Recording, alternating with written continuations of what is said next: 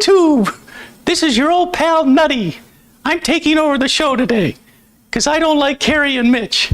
They're a couple of nuts, but I should probably bring them on anyway. So it's going to be a good show today, and I'm going down the elevator to collect more nuts. So we'll see you later. Bye. Have you seen Nutty? Where the hell did Nutty go?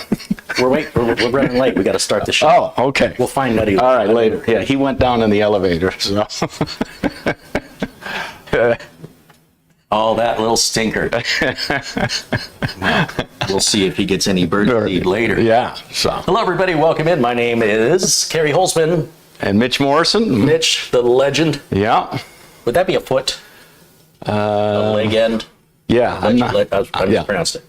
And today is the 10th of September. It's Friday. You know what that means. It's time once again to continue our big beast build. It's going to have two motherboards in it. Both ROG Strix motherboards from ASUS. We want it all aesthetically matching. And this will be a B460i we're using today with a 10700K. We've got matching RAM, the Trident Z that we already have in the Big Beast build. And remember I talked about doubling the RAM from 128 gigs on Big Beast to 256. Well, with the contributions and support we've received, I was able to go ahead and spend the $630 plus sales tax to get this. It's 128. We're going to add that. So we'll have a total of 256 gigs of RAM on the main board and 32 gigs of RAM on the secondary motherboard inside this case. Nice. Also there on the table is the SFX, or small form factor power supply. Should be SFF, right? And what's the wattage on something like that? Is it? Well, we're not going to use a discrete graphics card on the secondary board, so we don't need a lot of wattage. But I think, this is a good question because I don't remember. Does it say back here? Let's see what it says. Maximum output, 400 watts. Oh, 400 watts. So that's going to be plenty to power what we've got going on here, the RAM, the CPU, the solid state drive. And yeah, how's everybody doing today? Welcome in, and hello. What's our temp here today, Uncle Kerry? It's a balmy 106. Blech. And it's still climbing. The temp will climb until about 5 o'clock in the evening, where it'll peak out and then start to go down. But it's a dry heat. So. Oh yeah, like fire. And if we look here at contributions, Peter Lightcock, there he is, joining us from Edinburgh, Scotland. Says it's 66 degrees Fahrenheit. Rub it in. So. It's like nearly half. Yeah. And he says, good evening, Kerry and Mitch and everyone in the chat room from beautiful Scotland. Hey, Peter, good to see you. Thank you, as always, for your continuous support.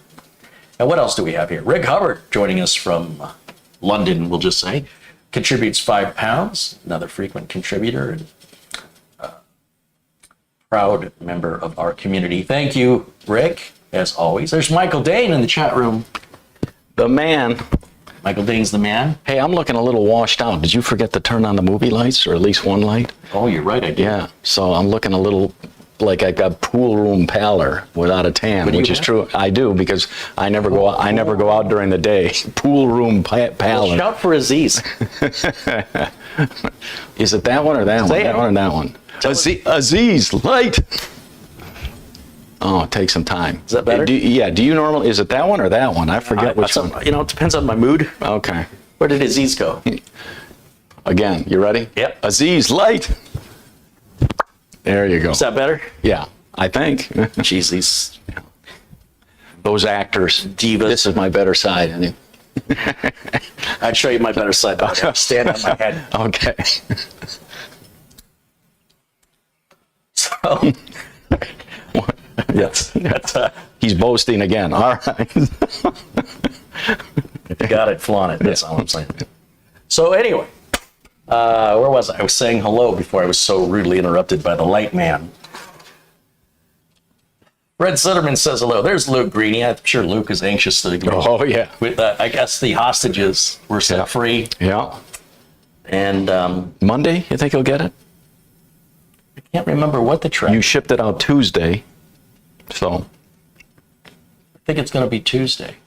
Okay. I think it was going to take a full week. It could arrive a day early. It's soon. Very soon.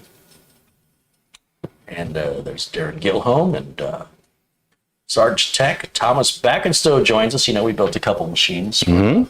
Little Red, I'm still jealous. That's a heck of a build. John Struthers and Pete Unwin, Arto Rissenin.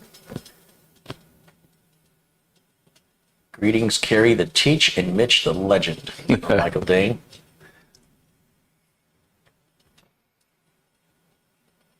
Dennis England says greetings, Carrie and Mitch.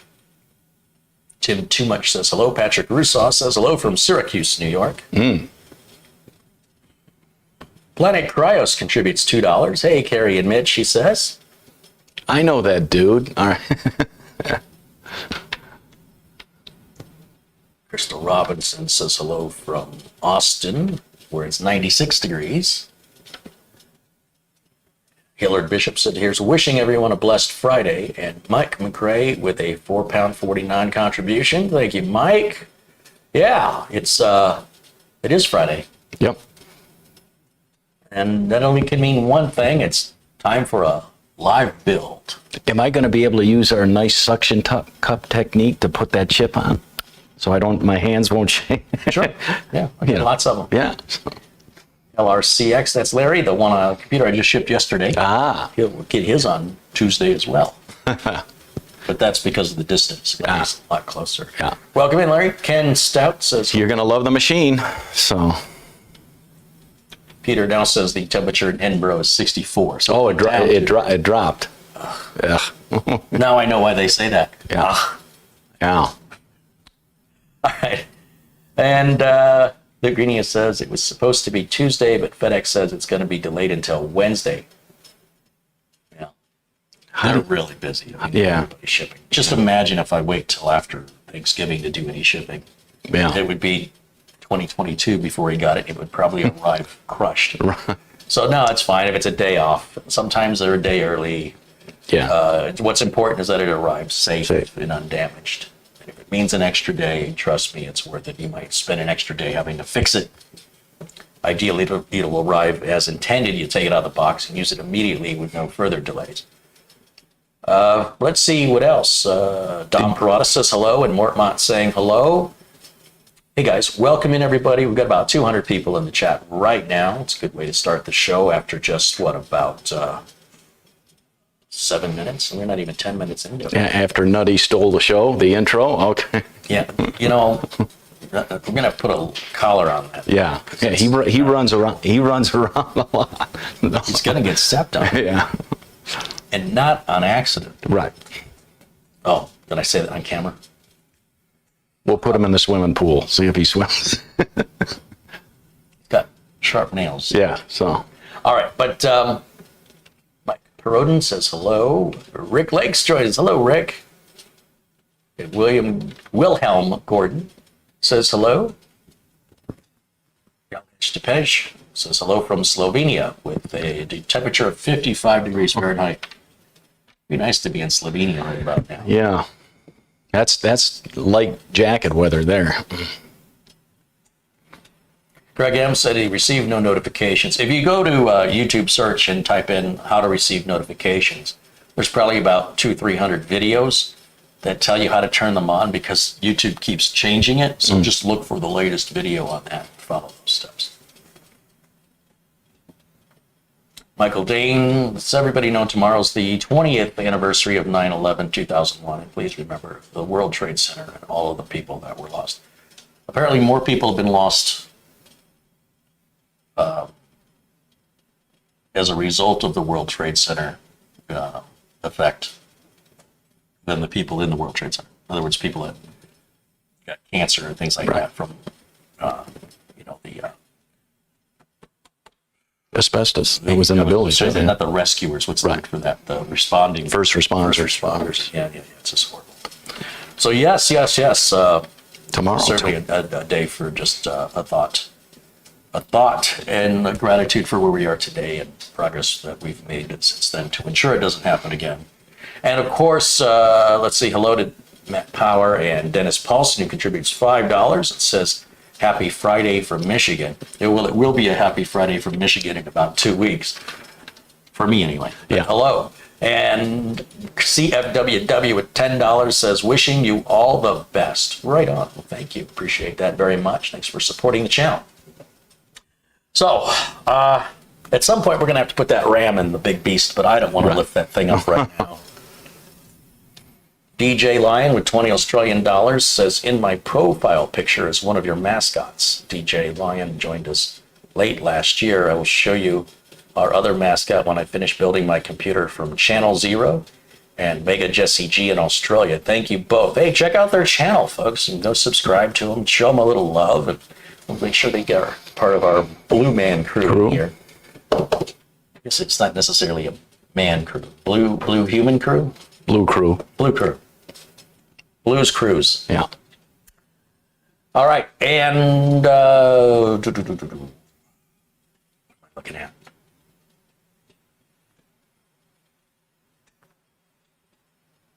Rick Lake said, I went grocery shopping, came back home, and both elevators were shut down.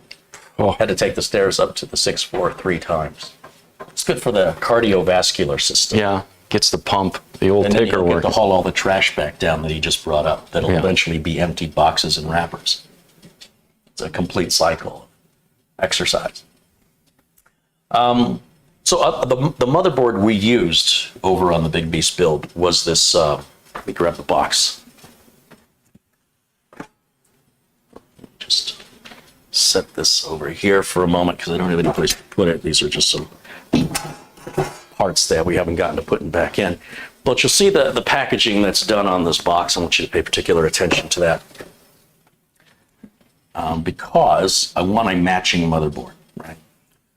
I don't want a brown motherboard and a red one. I want them to be the same matching color for aesthetics purposes. And so that's this board right here. See what I'm doing? Making any sense? Following me? Very nice. So it theoretically, I haven't actually looked at the board. Okay. I've used this board in the past, but I can't remember. But in theory, they should have the same aesthetics, Okay. paint scheme or a color scheme. So it should look like it belongs there. It shouldn't look like this weird secondary motherboard. It should almost look like it's a part of the same motherboard that's extended out. Good. Right? That's the idea here. So somebody who doesn't know computers would look at that and go, wow, there's a lot of computer in there. Okay. Whatever all that stuff is, it all looks like it goes together. They would probably assume that the whole thing wouldn't run with this removed. And that's considered a mini ITX or micro? I get them confused. I mean, that's a mini. So there's ATX, which is your regular size board. There's micro ATX, which is what we have over here in the streamer. It's a little shorter, sometimes a little narrower. And then there's mini ITX. So instead of an A, it's an I. And the ITX form factor really doesn't need the word mini in front of it because ITX is pretty much ITX. And this board has never been opened. Brand new. And the mini ITX form factor will fit mostly in any motherboard, any case that is mini ITX or larger. You can't put a large motherboard in a small case, but you can often put a small motherboard in a large case. So I could put one of these little mini ITX boards in a Corsair 200R. I could even put it in there. It'd kind of look a little funny, but be fully operational and just a little limited on expansion. You're only going to get 2 memory sockets. You're always going to have built-in Wi-Fi. And in the box, we've got the rest of our cables and such. And if you want, you can just put it right on top of the box. Just a little guy. I'll just put this right over there. So this is our board. I'll just pick it up, take it over to him. I've used this board in the past. Did we use this in Thomas's build? I think this is what we put in Thomas Backenstow's build is one of these boards. Built-in I/O shield, built-in Wi-Fi, lots of USB ports and USB Type-C, HDMI out there and DisplayPort out. It's pretty powerful for this. I mean, I've read books bigger than this. You can put a solid state drive right under here. You can read? I'm amazed. All right. Well, I mean, I look at the picture. Pictures, okay. And don't worry about it. The one book I started, I haven't finished coloring in it yet. There it And is. then here, this is another M.2 slot on the back of the board right there. So we can add two M.2s. Because space is so limited, the engineers had to get creative with, they had the technical functionality to do it. They just had to figure out where to put it. Any idea what this goes for? $100, no. B460i, let's take a look. Little look-see here. You know what? Let me bring it up on Amazon. B460i gaming. That's pretty sweet that you can put two NVMe's on a board that size. So Yeah, it's pretty common. All right, this board looks to be sold out at Amazon. I see a 490i for around $215. I think it's somewhere around the $200 price point. And I should be able to share the screen so people can see what we're looking at.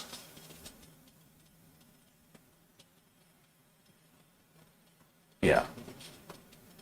So this board here is what we're working with. okay. And this has all your details about the board. There's a B460H, which is pretty close to what we have. It's $203.99.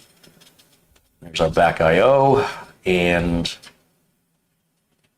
if I click on this, we can see a little close-up of, they have an all-in-one pump header, the heatsink for the voltage regulator modules, the EPS power connector here. That's where the first M.2 goes underneath this heatsink.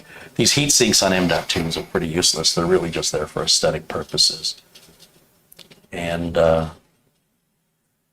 yeah, that's the board we're using here. So you can't buy them right now. I had bought this one. I think I bought 3 of them.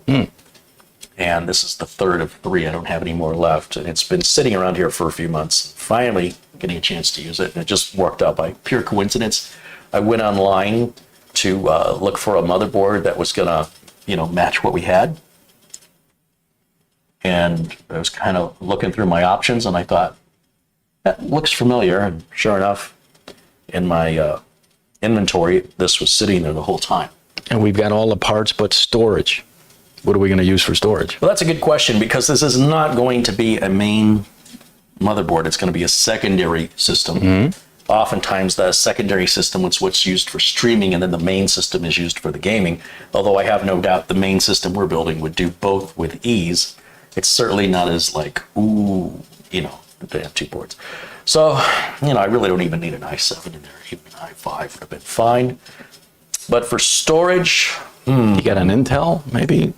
I've got, let me go back here and take a look at what we can use. The Intel's, a budget drive. I'd like to use something a little nicer than that. I may not have anything nicer than that. But, let's see. We've got a, we could do.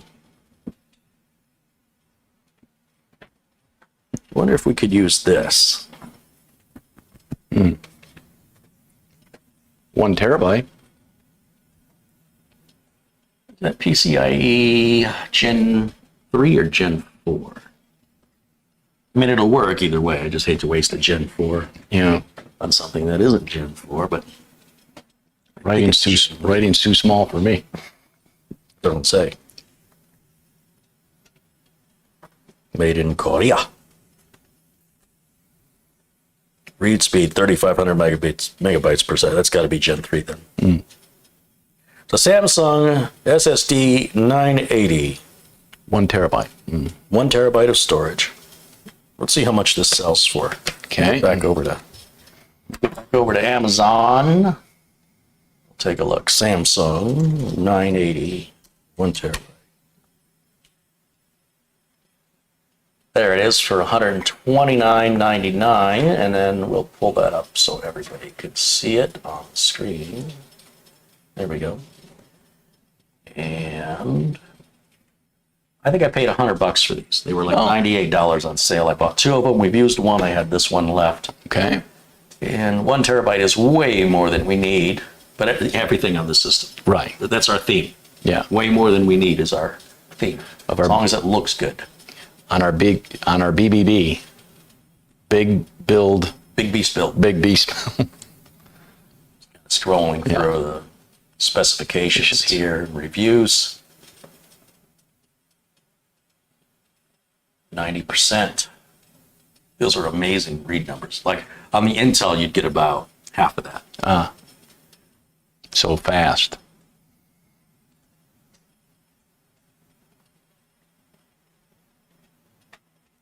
$130 product doesn't come with a 2-cent screw to install it. So there's a problem with some reviewers is they don't understand that their screws are not all the same. It depends on your motherboard manufacturer.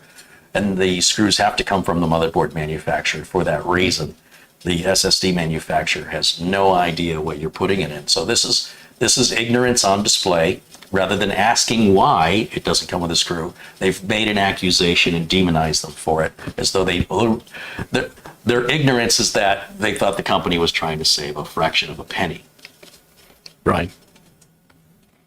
I mean, this just seems like it's getting worse and worse in society. I don't just, please, when you read reviews, you've got to understand there are people leaving reviews that have no idea what they're talking about. And there's a lot of fake reviews, like this person says there's a fake product. Now, that's entirely possible that they, some seller has, oh, look at this. Oh my gosh, what did they receive? So we don't know who they bought it from, but clearly that's pretty interesting, isn't it? Yeah. Yeah, they got ripped off. But Amazon has very good customer service. And when a seller does this, Amazon will take care of you and then deal with the seller. Wow, that is, I want to look at that again. What is going on there? It's a USB. They took a flash drive and peeled the sticker off of the, looks like they peeled the sticker off the 980. Oh no, it just says Samsung. It doesn't even say 980. I wonder what model that came from. See, because they can trace that serial number back. Right. And if Amazon sold it, they can find out who bought that. Mm-hmm. So they could find out, not only from the seller, but also who was the original purchaser of this product. That is very interesting. And that was done June 9th of this year, just a couple months ago. So there you go. Learn something new every day, huh? The creativeness of scamming sellers. You got scamming buyers and scamming sellers and fake reviewers and people who would display their ignorance, leaving a negative review. That's a result of them simply not asking the right questions, coming to false conclusions, and the whole world is left. Basically, if you don't know, then how do you know who to believe? So the cost of a lack of education is insignificant compared to the cost of ignorance. It is preposterous, the vocal reach of uneducated people. And unfortunately, unless you're educated yourself, it's nearly impossible to tell the educated from the uneducated. So in that position, what do? You get your own experience. You don't believe either one, and you get your own experience so you'll know the truth. Or get educated. But getting experience is getting educated. So in the meantime, expect more of that and understand how to identify it. And if you cannot identify it, then just don't accept it as factual. See for yourself. Okay, now back to getting things prepped here. I was kind of curious what the chat room was going to say about that. Tony Wallow contributes $1.99. Hi, Tony. Hope your Friday's going well.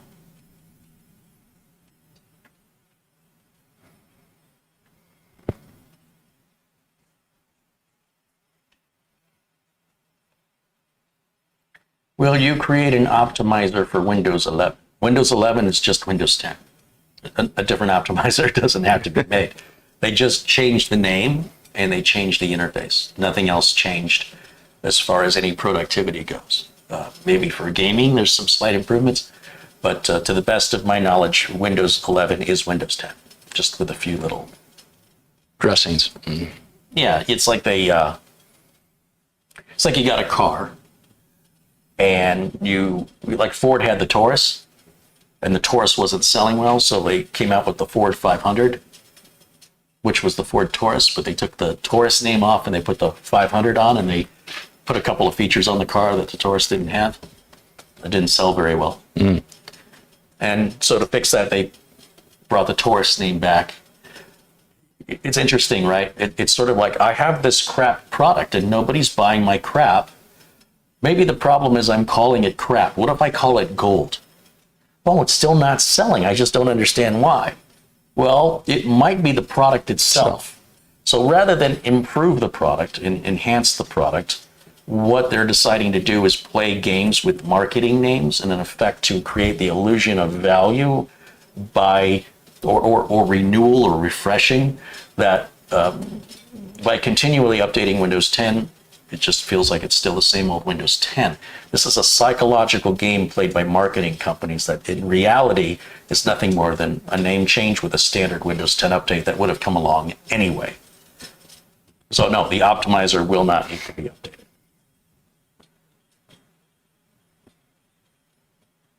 What's Dennis Paulson say? Something... Two old guys trying to read small print. Trying to read what? I can't see it. Small print. Small. Are you sure that's what it says? Yeah. Come on, it's funny. Yeah. Mitch is like, move it along.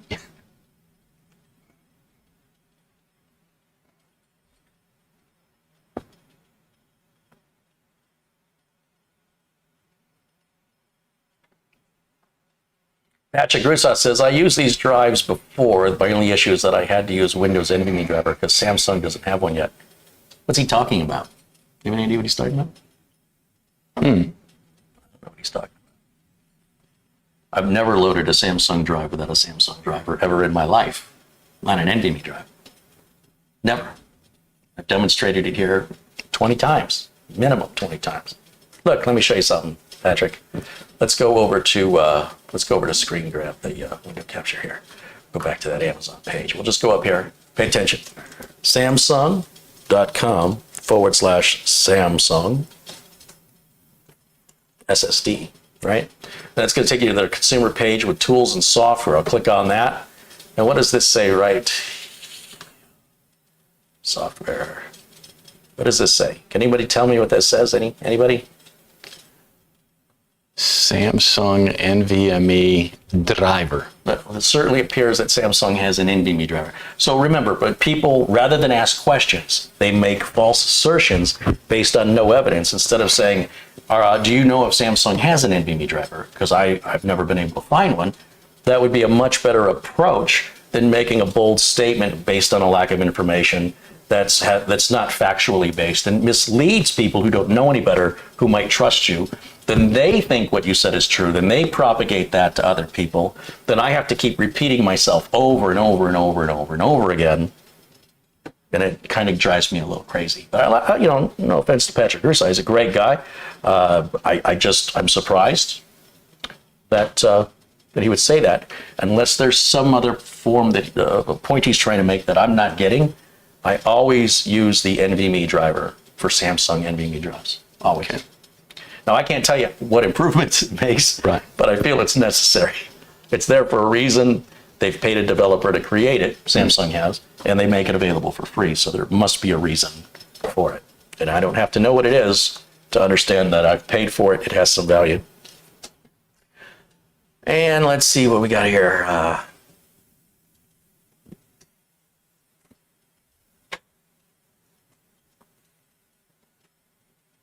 Bobby says the 980 is not supported by this driver. Now, we'll verify that. That's the first I've ever heard of it. That's entirely possible. Entirely possible. But I know I installed one of these 980s before, and I don't recall having that issue at all. We shall see. Yeah, we'll verify that. Yeah. Now, that changes things. Mm-hmm. Yeah. And again, I don't know what Samsung's NVMe driver even does. It doesn't seem to make any performance difference. But the fact that they've gone through the effort to develop it and then make it available and pay for the bandwidth and the website development to, present it to consumers at no additional cost for their product. It got to be worthwhile, right? Yeah, there's Bob Connors. He contributes $5. He says, hey, Carrie and Mitch and the Blue Mod crew. Would have been here on time, was dealing with the IRS on the phone that ended suddenly. Ooh. That's better you than me. I think Bob's in Michigan as well. Oh, Well, we can put this in first. okay. You want to do the We would need the number one, your number special, one? We need this one. the JIS Trident. Yeah. I always forget the name, yeah. Japanese industrial standard. Yeah. You want to do it? Do I have to? Okay. Yeah. All right. Earn your living. over Okay. there. I have to get a Gatorade. All right.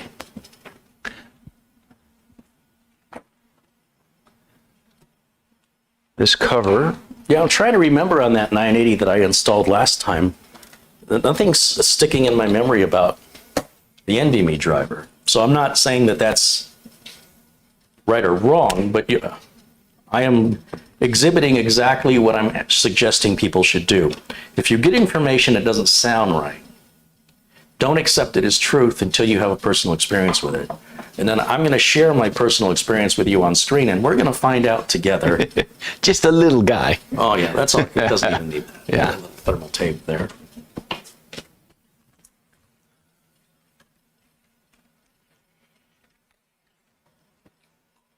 Sergio says it's not showing on supported drives means it wasn't tested, not that it doesn't work or perform well. Well, we'll find out. Did you cut that? I did not. Oh, steady now. Now, you see how big that sticker is? Yeah. Flip it to the other side. We got a shorter sticker. Let's cut that side. Cut always towards you. Remember that. Yeah, okay. Always towards you. Yeah, Got it. okay, yeah.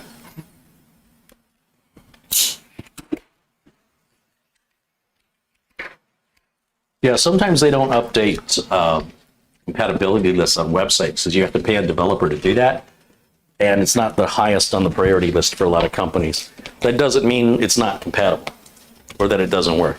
If the driver doesn't install, if it says no compatible drives found, then you have a problem. But if it does install, then in fact it is compatible. What the list says on the website, the website's the lowest thing on the tier for support, anything regarding support, unless it's a critical issue or if it's a brand new product. But something that's, like this, it's probably either an oversight or it's on a to-do list where they have bigger fish to fry. But we'll find out. We're going to find out. Now, before I install this, would the standoff screw be in the mother box? Because it's not Motherboard box? motherboard Or the box. main board box? Because it's not here. Yeah. Yes. Well, let's see. If you put that in, does it go all the way to that far? Notch.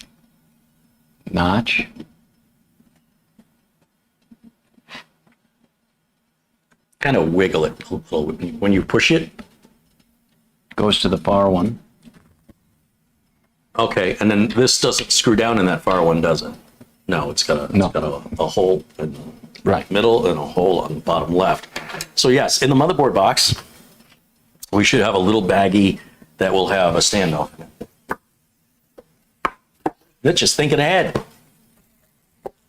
That's the 3 Red Bulls I've had before we went You have live. wings? Yeah, no wings. Devil horns. All right, here we go. Put that back.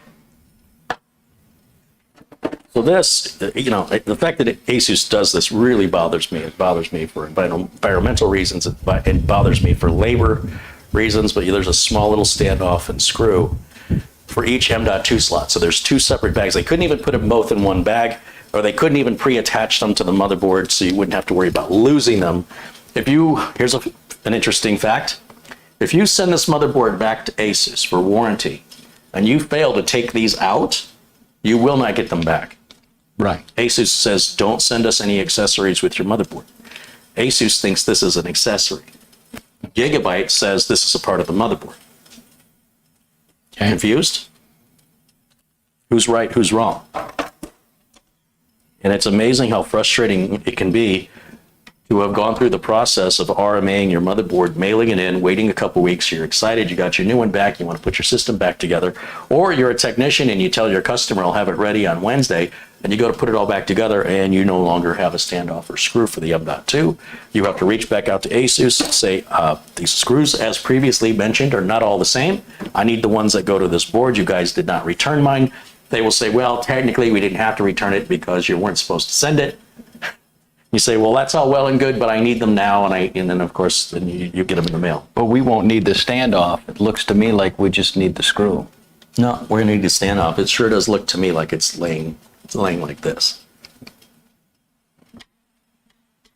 Yeah, that's the stand-up is required. I'll show you. Is it on the vertical? It's on, Okay, it's on the okay, all vertical. right, all right. Maybe we can, let's try something here.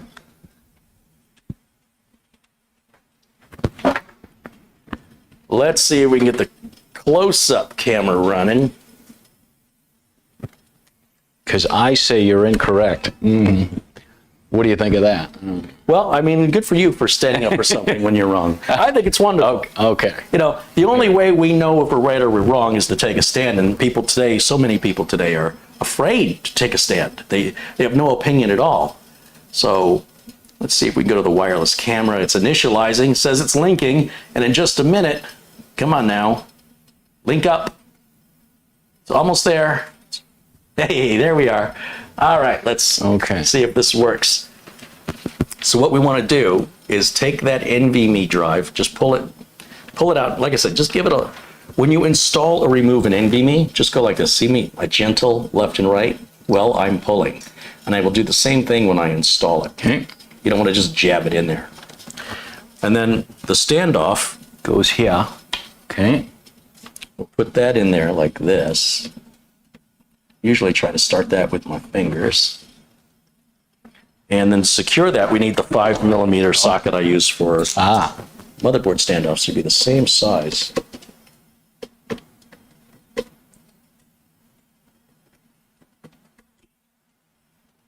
Oh, that looks too tall. You might be right.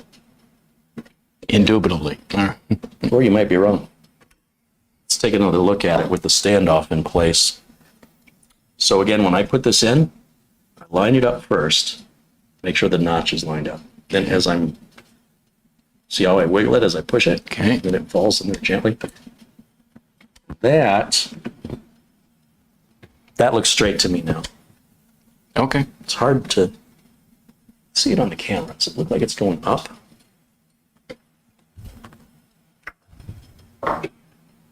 That looks level. Well, I'll tell you where I'm looking. Look at this back piece right here. Mm-hmm. Look at the space. You know, if there was an incline here, we should be able to see it. Now, at the end of the day, I don't think it really makes any difference. It's not lifting us up that much. Right. It's a visual puzzle here. It's a little deceiving.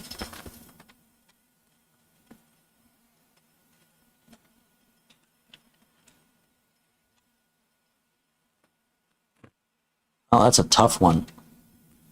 That's a tough one to decide.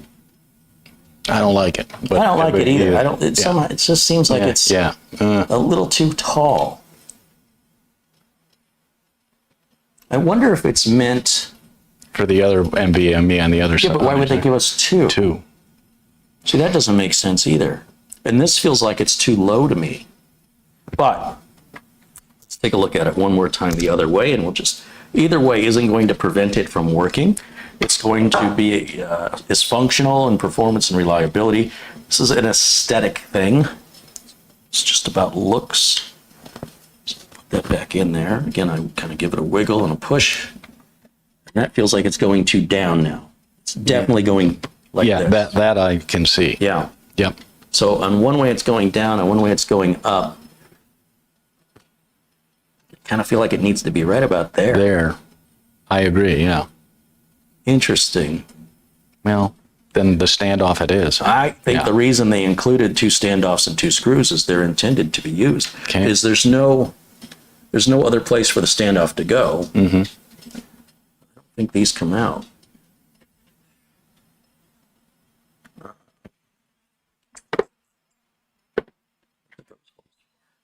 Yeah, those appear to be sort of soldered in place. Okay. I tried to remove one of those one time on a different board and it broke off. Okay. Back on she goes. So I'm going to include it. Do you know why I'd rather have it too tall than too low? So that it doesn't go against something and short out? Well, we got the bottom of the heatsink Oh. with that thermal tape. Okay. If that thermal tape is just barely making contact, it's only going to barely work. Okay, let me try this. Hold on, let me just tighten this up. Don't over tighten. And you got to be careful not to tighten them. Your mic came off. Nachi, nachi. With nachi, nachi, and you say wiggle. Okay, wiggle, wiggle, wiggle. Always put it in on an angle. Too many Red Bulls. All right, there. Little wiggle, wiggle, wiggle, wiggle, till the gold fingers disappear. And now we're ready to put the little tiny, minuscule, barely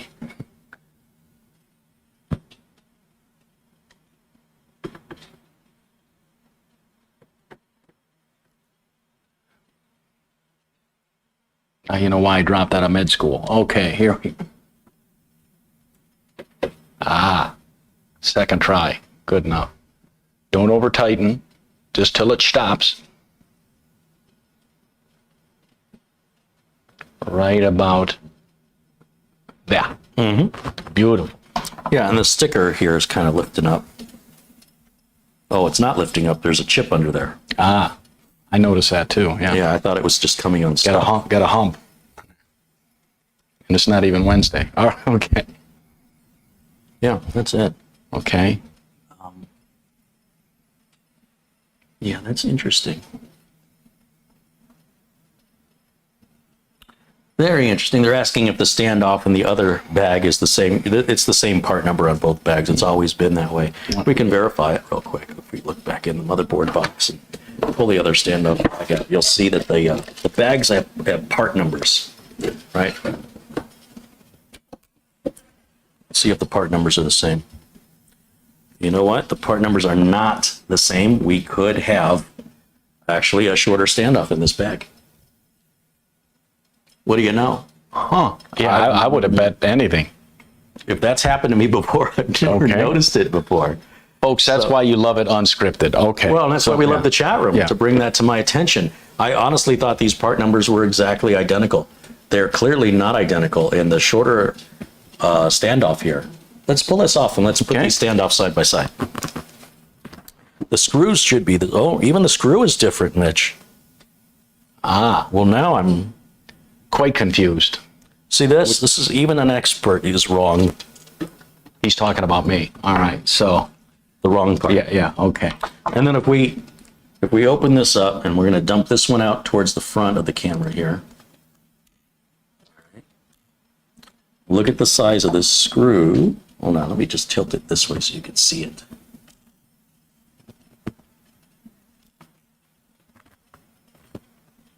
Like that.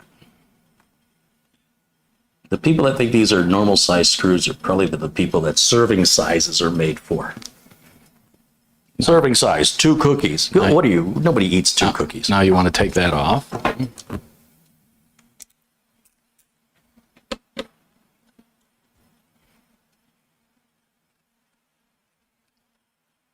And you're right, it looks like a different, oh yeah, Now there's that Yeah. standoff and that screw. and that screw. Just so They're you different, yeah. get a comparison of, look at the length of the screw here and here, and then look at the size of the standoff here and here. Whoever that was in the chat room, kudos. It's a cookie. 1 serving size. Yeah.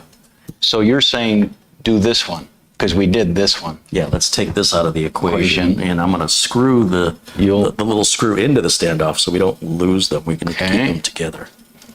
I need that little screwdriver. All right, let's see. So I'm going to put these two together. I'm not going to tighten it all the way down because it'll be a pain to get out. And this was the, 11,700 bag. Not that that matters. But that just complicates building when a manufacturer chooses to do that. Okay. And then we've got the smaller standoff. And that'll go. Now, by the way, it would have worked. I want to emphasize that even if you got it wrong, it wouldn't have made any difference. The heatsink maybe wouldn't have been straight, and it would be more of an aesthetic issue. But valuable lessons learned in a live, unscripted, one-take video. Again, take your time on your build. Enjoy it. Be patient. All right, Mitch, you got it from here? I think so. Wiggle, wiggle, wiggle. And now let's see. So much better. So much. Oh, now the screw. I want to tell you, these things, thank heaven for magnetized screwdrivers. I'm going to staple this back closed. Don't hurt yourself. All right. Do it 3 times in a row, that's for sure. Boom. 1 terabyte of storage. All right, Doug, now you've got this piece. You want to check my work? No. All right. No. Okay. It's really nothing you can screw up. I love to peel. Oranges. Okay. Bananas. Peel out. And then it kind of goes, yeah, here are 2 screws. So what do? I just line it up, I guess, huh? Because it goes on just like that. Mm-hmm. Now, 2 minuscule, God, these are so small. Okay.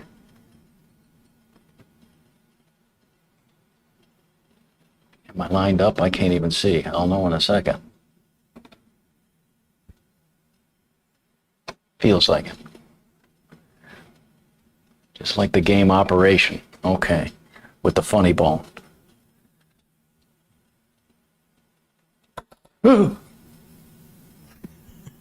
No cracks. All right, there we go. If you drop a screw like that in carpeting, if you have a vacuum cleaner with like a tube, like a suction hose, you put a pair of pantyhose in the end of the suction hose. And you can vacuum the carpet, and any contact lenses or tiny screws will get stuck on the I live alone. You want me to ruin a good pair of my pantyhose? too much information. Okay. Check that one. This one, the pantyhose a collection Yeah, from the people you've murdered and brought up from the bar? check my work, because that one feels good. This one I'm a bit iffy on. Well, you've got that. Yeah, you're way. I mean, just look how far that's recessed, right? If you look at the screw here, Okay. look how far down that went. Now, granted, it's not going to be exactly the same because the angle of the material. But yeah, you were fine. You're just a little too cautious. It should come to a dead stop, and you don't have to put it any further than that. But there is that thermal tape, and it's going to squish down. Okay. It's going to provide you a little resistance as you tighten the screws. right. But otherwise, excellent job. All right. What's next? CPU? Makes sense. Yeah. I said CPU. All right. I just heard. Yeah. Yeah. PU. All right. Are we ready? It's rude. So rude. A i7. Beautiful. 10th gen. Don't cut this side. Cut this side. Arthur Morgan with 200 ARS. What is 200 ARS? 200. Didn't you look that up last week? Probably looked it up 20 minutes ago. You think I remember? That's about $2. It's an Argentine peso. Oh. Thank you so much for your contribution and your support from Arthur Morgan. Cut away. Cut To away. make sure Arthur's blue in here. Cut away. All right.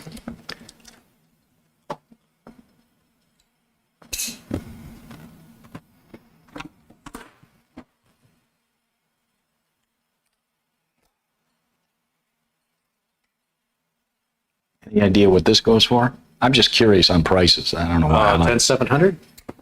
Let's take a look.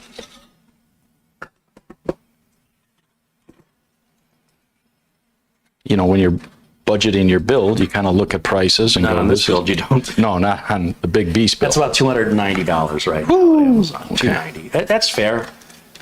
That's fair. Oddly enough, they want 308 for the non-graphics card version of that. Oh, Why would anybody pay more to get less?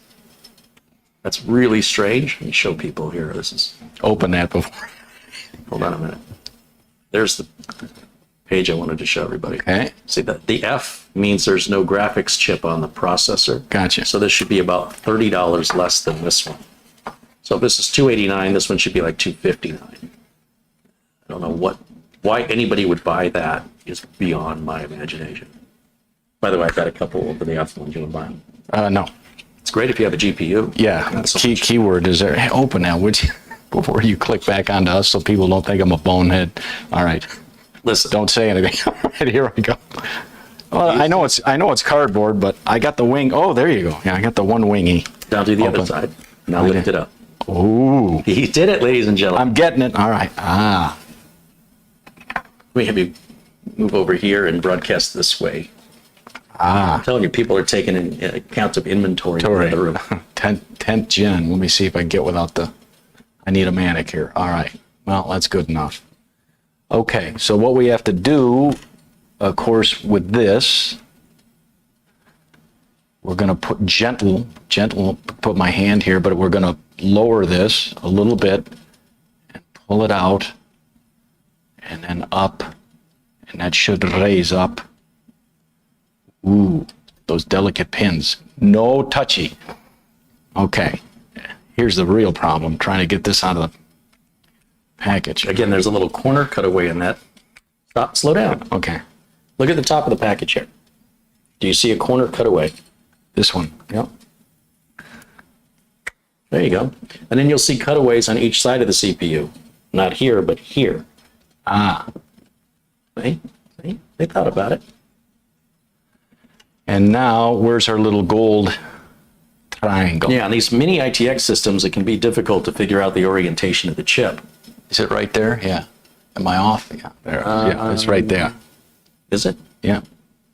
I need my glasses to locate the chip so I can find the arrow. Wait a minute, they're on all of them. No, no. There's a dot, a dot, a dot, and an arrow. Arrow. Okay, so I was right. Right there. And then you said typically on But that's a really hard thing to see. Let's see. Keep holding it there. Let me try something.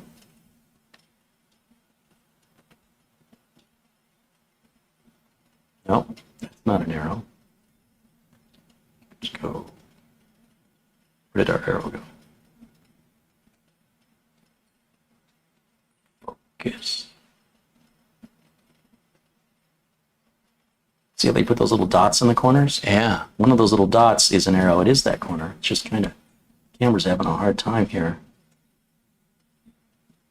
Well, we'll do it this way.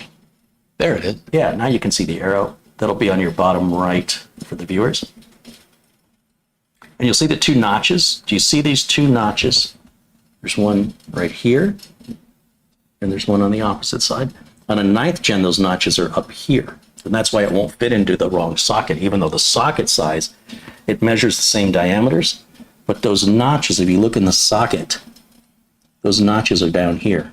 There's a notch, which for me, we're looking at it opposite of you, the viewer. So for you, it's at the top of your screen, but for us, it's at the bottom of the socket. See, because the socket's closing towards us.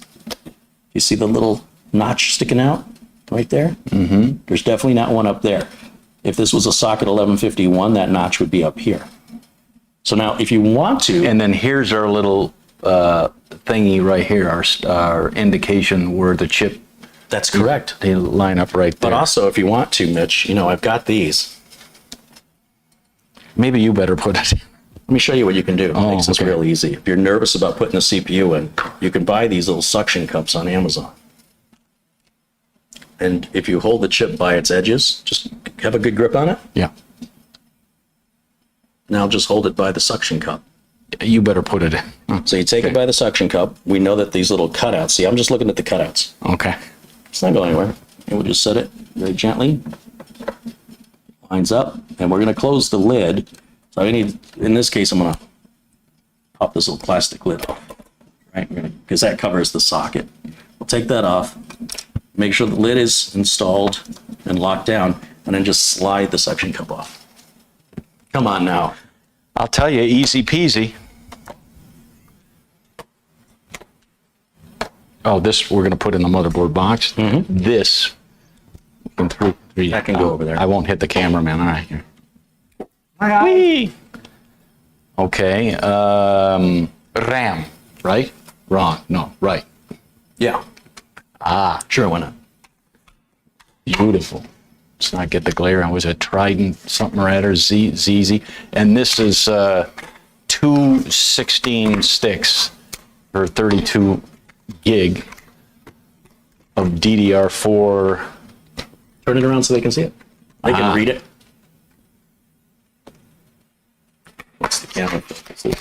Yeah, DDR4 3000 RAM, RGB.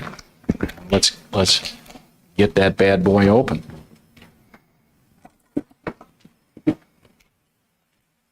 Wrong way.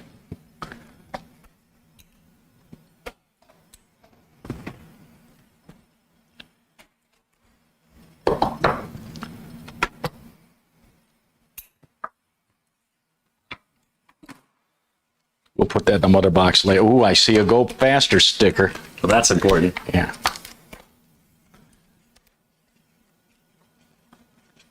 Frank Jimmy says, "Are these suction cup?" Go faster sticker. Does this have a little notchy? Yeah, you see it on the sides? Oh, Like you can see where the plastic has these little locking, like a deli container. okay. And you just kind of separate the, and then lift up. Beautiful. I haven't S-skill. I haven't advanced on to G.SKILL. I'm still on F-skill. Okay. Wow, that's heavy. Are you Marty McFly? Go ahead. We want to make sure the sockets are open. This side apparently does not open, but this side does. Depends on the motherboard. We've only got 2 sockets, so it's not like you got to worry about which side goes in first or which sockets to use. We're going to use both. And once you align it into the socket, and you make sure that the notch aligns with the notch in the socket, then you can use your thumbs. You want to do that, Mitch? Push down. No. 2 clickies. Yes, you did a good job. When you take RAM out of the package, always be sure to bend the package. If the RAM's in there tight, and this RAM is not in there tight, we can just turn it upside down. But what you don't want to do is bend the RAM getting it out of the package. Right? The RAM is expensive, the package is throw away. Now there may be some plastic on here. Let me just check and see if we have any. Sometimes they have a little film. Don't see any on there. No, I don't know. I thought I felt it, but apparently not. And then, of course, orient it in the same direction as the other RAM module. Align it into the socket first. Right? And it'll just very gently slide in. And then once you hit that point of resistance and you know you're aligned properly, that's when you can use your force with your thumbs, push down each corner. You did such a good job last time, Mitch. Listen for the clicky. I think that was your knuckle. No. Yeah, so that's it. That's what it looks like installed. 32 gigs of DDR4 3000. And this is ready for the smoke test. Round and round she goes. You're annoying. Well, it'll smoke if I don't put a cooler on it. Oh. Oh. What are we going to do? Details. Don't bother me with details. What are we going to do about a cooler? We can just slap something easy on there, something quick and easy. And we'll worry about the actual cooling later. How about that? Oh, so you just want one of your, I'll just grab an air cooler. cooler. It'll be fine. It's fine. You know, Oh, you can put it up on me, cameraman, because now, while Uncle Carrie's gone, it is time for the corny joke of the day. No. And and I'm going to use one chat some of you heard last night, and I've got at least a couple, but what do you call a shark that wears parachute pants? MC Hammerhead. That's pretty good. Where have you ever seen a shark wearing cargo pants? What'd you call them? Parachute pants? Parachute pants. Oh, and my second one, which is a lot better, is folks. Hammer Yeah. doesn't wear parachute pants. No, those are like genie. I don't even know what genie those are. pants. Right. Yeah. Right. One more. joke's not Let's. working Yeah. out. Okay. One more, Chad. Last week, I told 10 puns to make people laugh. No pun intended. I think I like the shark. Okay. All right.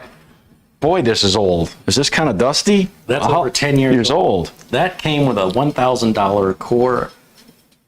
It wasn't a Core. It was an i7 965 Extreme Edition. So you've got a little blue light on it, Nice copper. Yeah. and it's very heavy. Mm-hmm. And it's still the same socket design that's used today. It is interesting that it's both copper and gold. No, copper do and you see silver. there's yeah. a little switch on the side of it. If you turn it 180, yeah, keep going. Do you see that little switch on the side? Ooh. What do you think that does? And do you see the top of the fan? You see who Okay. makes this cooler? This is a stock cooler from who? Intel. Show it the camera. That is a stock Intel cooler with no frame around the fan to protect you from or your wires from getting tangled in it. And that Okay. was stock with a Core i7 965 processor. And heavy. I mean, There's a lot to it. So it should cool that fine. I'm not even going to put thermal compound on it for right now. okay. But we should be able to seat that right into the same holes. It should be the same spacing, even though the socket, the internals of the socket have changed. I do believe the dimensions of the socket 10 years later are still the same.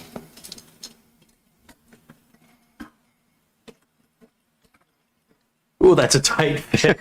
You know, that is a tight don't you have another one of your old little I just tiny ones? realized that I might have trouble getting that out because of you have to turn Right. this and it's right up against It's the the RAM. RAM. That's pretty funny.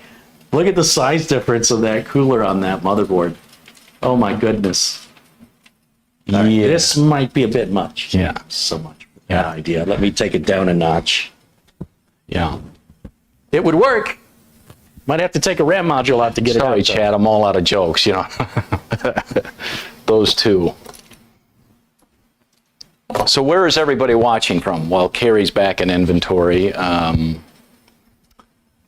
Let us know where you're watching from in the world. Then did you find a little stock one? Or you're, oh yes, much better. Got a copper bottom Much, on this much one. better. We Yeah. will make sure that that's in the. We'll make sure these arrows are in the opposite direction of the arrow for the locking position.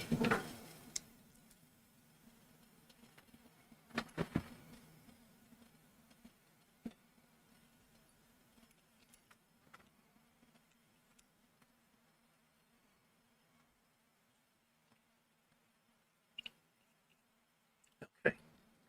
And we'll run the cable out. We've got a lot of fan headers on this side of the board. If you look right down here, we've got an all-in-one pump header, a CPU fan header, and another header. So we want the cable here on the cooler to run the shortest distance and not go around the fan. Let's just set this down here. And look how tight that fit is. Even that little tiny stock cooler is, I mean, it's just giving us a little teeny bit of RAM space between this, you know, the other cooler. And then maybe it was because of the height. But you can see that the frame around the fan goes right up against that RAM. So a liquid block would be better on this, Okay. because our space is so restricted. This one I'm having a difficult time with here.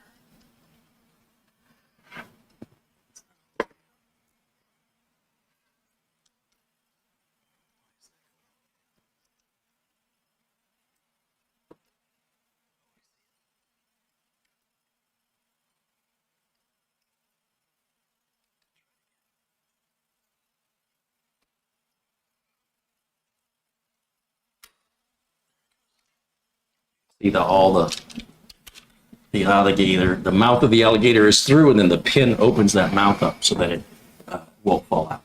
That's why you have to rotate these towers in the direction of the arrow so you can pull the pin out so the alligator mouth can close, and then that will then allow you to remove the heatsink.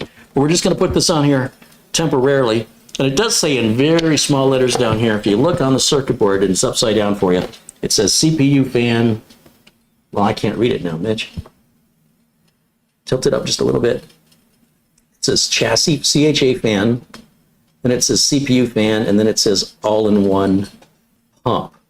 And those are referring to these three connectors right here, because there was no room to put that writing.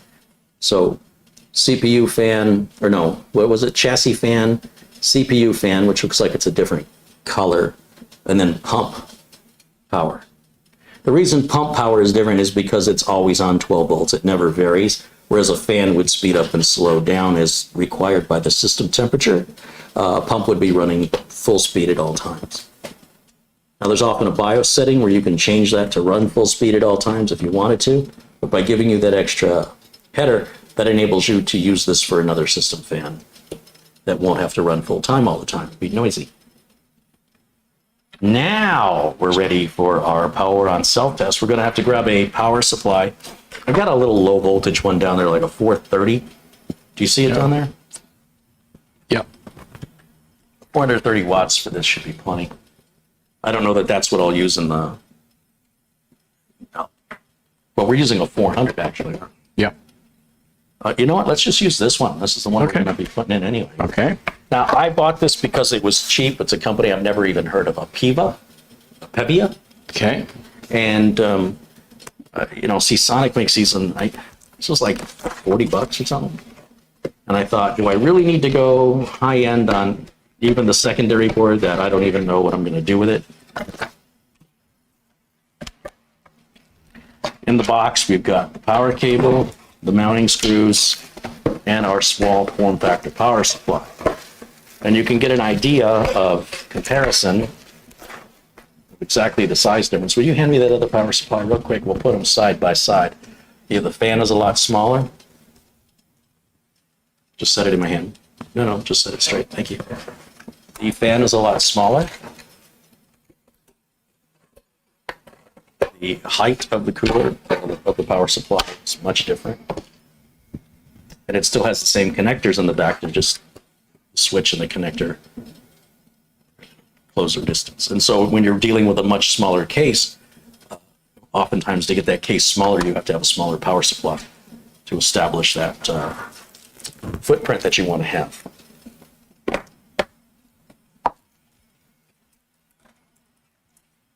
Typically, they don't make these in like, you know, super high wattage. You don't have as many to choose from when you're buying them. So it's a bit slim pickings. You a country singer? An actor. Slim Pickens? Mm-hmm. Is he related to Red Buttons? He was in Dr. Strangelove. Was he? Mm-hmm. Okay. Mitch knows things that no one, most people wouldn't know. They call me Mr. Movies. All right. Yeah, I missed your movies too. Yeah.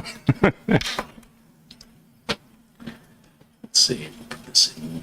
Just putting the CPU power connector on back here.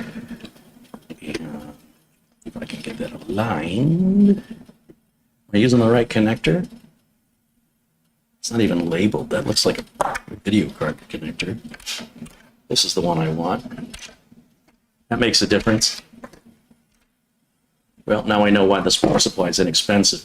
But you can see where that's split. It breaks into two 4s. And the other one I was using, it breaks into a 6 and a 2. So that's for a video card. But with a 400 watt power supply, I don't know what video card you think you're going to power with that. It shouldn't even be there.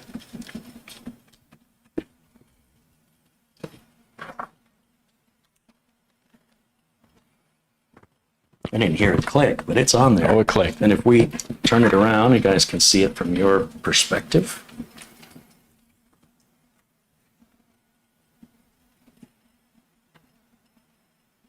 Right down here.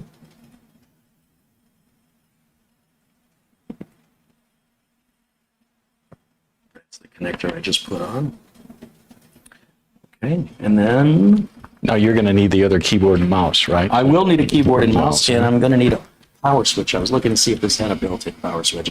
And they move, normally in the bottom left side of a motherboard is where your power switch and connectors go.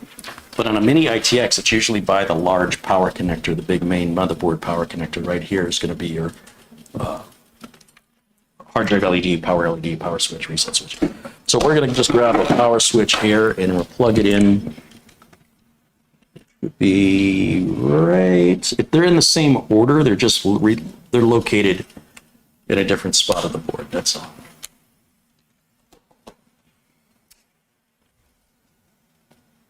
USB dongle for the Wi-Fi keyboard and mouse. We'll plug that into any available USB port, and then we're going to need a power cable to plug into the power supply, and I should have those on the other side of the counter. Using my microphone. Let's see here. I'll give that to you. And we're using onboard video here, so we'll just plug in to the HDMI plug here. And we can go over there. We're ready, Teddy. It's kind of cute that, 500 watts for something this 400. it says 500. Oh, it's a 500? Yeah. My bad. Yeah. I didn't see any writing on it. Oh, it's a 500 watt. All right, well, I guess that makes more sense for the video power connector. But even then, Yep. it'd have to be a pretty low end. Now you want to switch screens, so what you want to put? Forgetting something. You want What to am I forgetting? You want to put us in the corner? No, I think we're all. Yeah, I'll put us in the corner and then we can do this. Okay. Should we give our camera man a break? Yes. Sarge Tech contributes $2. Slim Pickens rode the bomb down. Yeehaw. Yeah. Was that, Doctor Strange? Dr. I was thinking Doctor Strange. Yeah. That's two different guys. That's That's a 50-year difference, I think. Benedict Cumberbatch. Yeah. Do you like this video? Click the thumbs up. So bossy. Okay.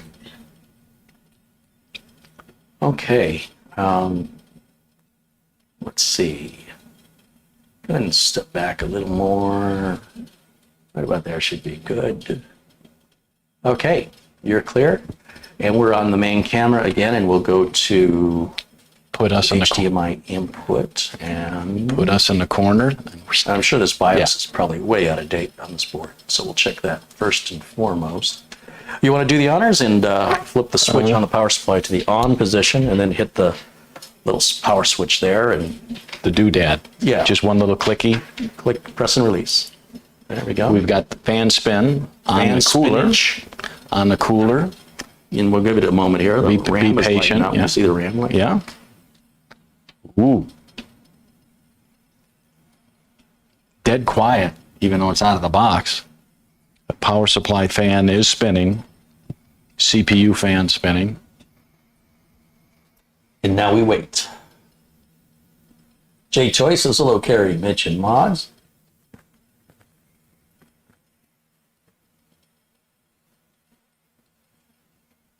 Slim was also in Blazing Saddles. Mm-hmm. Chris Garrett contributes $5. His very old country western song, Wandering Buckaroo Yodel.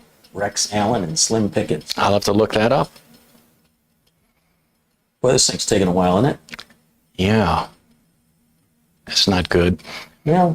Be might be patient. good. Yeah. It's got to not go. concerning Yeah. yet. It's got to go through its paces. Trains the RAM, trains the CPU.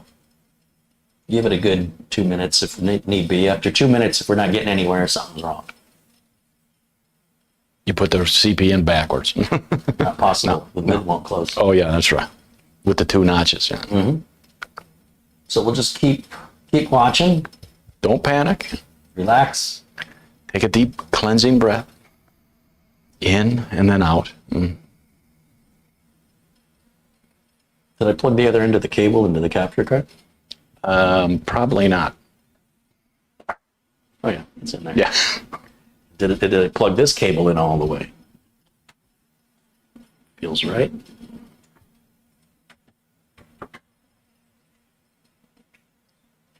How long was this board sitting in inventory? Months? Ah, well, that's nothing. Yeah, maybe 6 months. Well, I mean, we should have got something by now. Yeah. It's not good. Is this the right input? Yeah, I've got the right input. No, So- I meant on the no signal. Yeah. I know what you meant. Yeah. You didn't know what I meant. No, right. Let's hit the...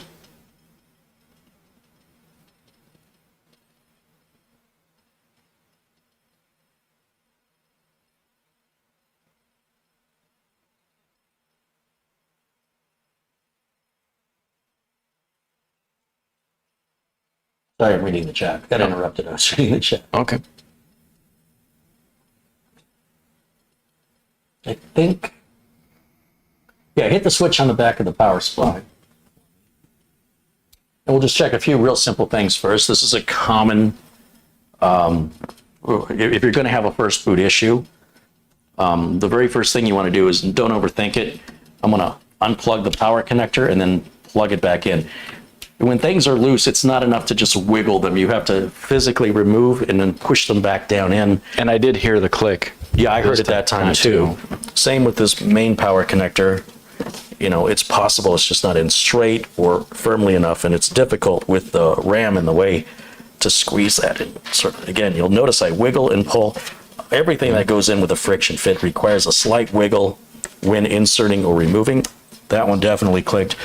I want to make sure the RAM, once again, I'm going to pop the RAM out. Okay. And I want it to slide out from both sides and kind of lift it back up in the track.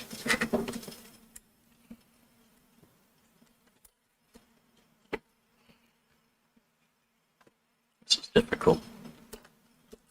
There we go. Then I want to just reseat that and reseat this one. So we lift it completely out. Once again, we align it.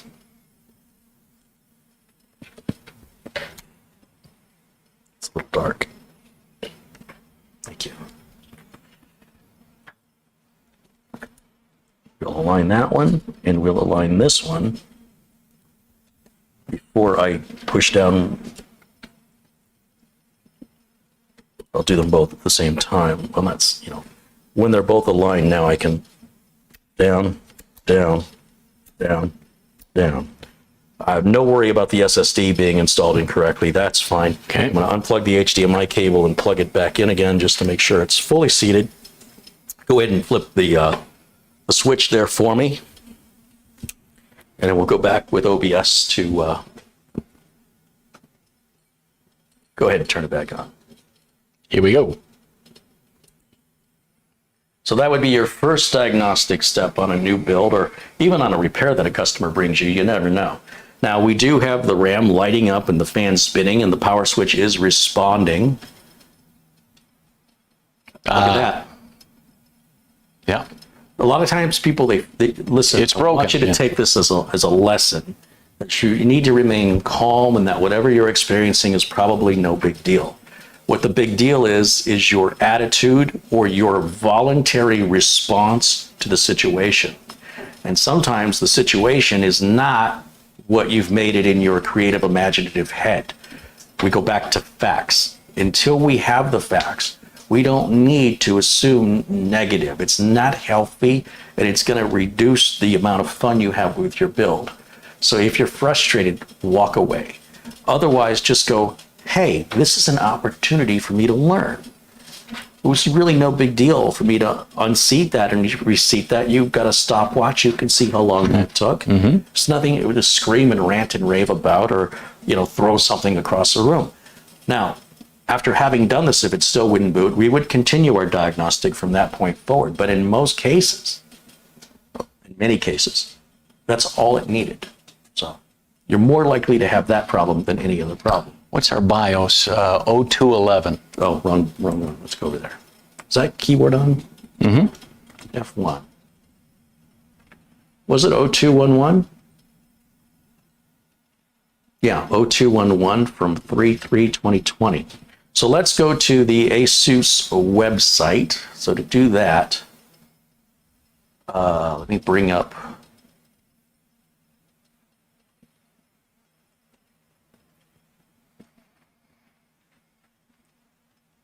What just happened? Hold on a second. we should have the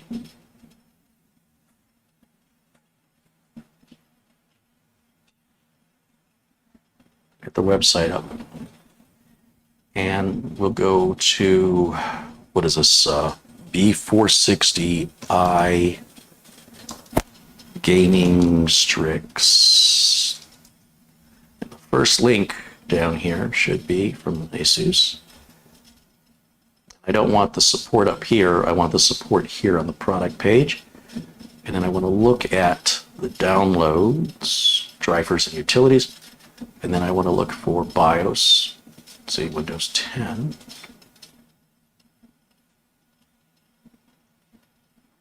Did they separate the BIOS out somewhere? Oh, right here, BIOS and firmware. And we see the latest BIOS is 1301. It's quite a bit newer, about a year newer for most of things. And we'll download that. And we'll open that. And I'm going to extract, I don't think everybody can see this, but I'm just extracting the zip file. And I'm going to copy the big file, the biggest size file is your BIOS file. We'll copy it onto a blank, small capacity flash drive formatted as FAT32. And you don't have to rename the file. That's some motherboards, depending on how you're flashing, it requires a rename of the file. But in the way that we're going to do it, that won't be necessary. So we'll go back here, turn that back off so we're back to where we were. And I'll take the flash drive now that I've copied the BIOS from it, and we're going to plug it into any available USB port on the back of this board, and we're just going to give it a second to recognize. And then down on the bottom of the screen here, actually at the top of the screen, it says Tool. Then it says Easy Flash Utility. Click on that. And there's our flash drive. That's the BIOS file there. You want to read it? Yes. It says, do you really want to update? So that means the BIOS file is valid. It wouldn't offer us to this step here if I had the wrong BIOS. Click yes, and now just leave it alone. You can see everything is happening at the bottom of the screen described to us.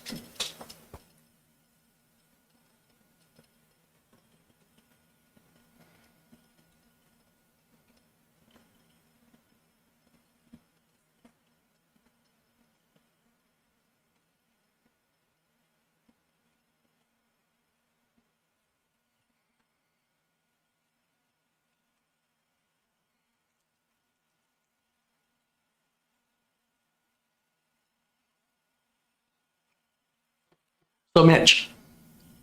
Yes, sir. Do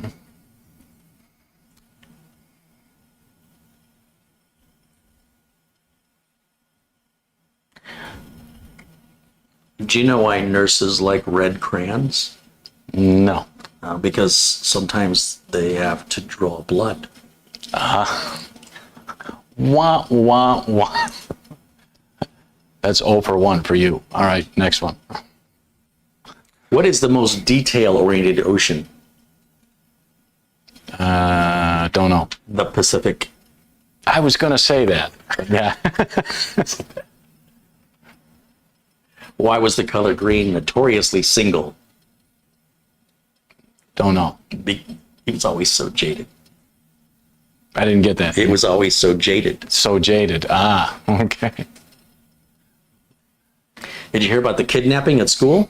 No. Well, that's okay. He woke up. Is the BIOS done yet? My boss told me to have a good day, so I went home. All right. All right, that's one for you. All right. When does a joke become a dad joke? I don't know. When it becomes apparent. Okay, 2 for you. Yeah, I'll give you that. That's pretty bad. Yeah, back to the BIOS. You want to hit me with one of these?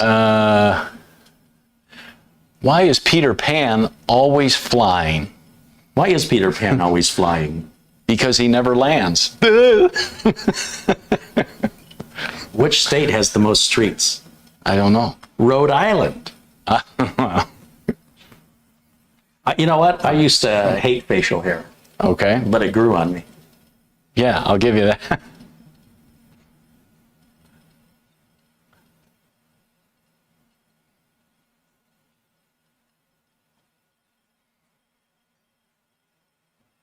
If you're an American, when you go into a bathroom and when you come out, what are you when you're in the bathroom? European. That's right. One Dogs cannot operate MRI machines, but cats can. Meow. Cats can. Yeah, it's an old joke you just made up. Is the BIOS done? Let's see. We're losing. We're losing. I'll tell you what, it takes guts to be an organ donor. Okay. and with that, I'll be here all day, folks. Okay. All right, it looks like the system's restarting here.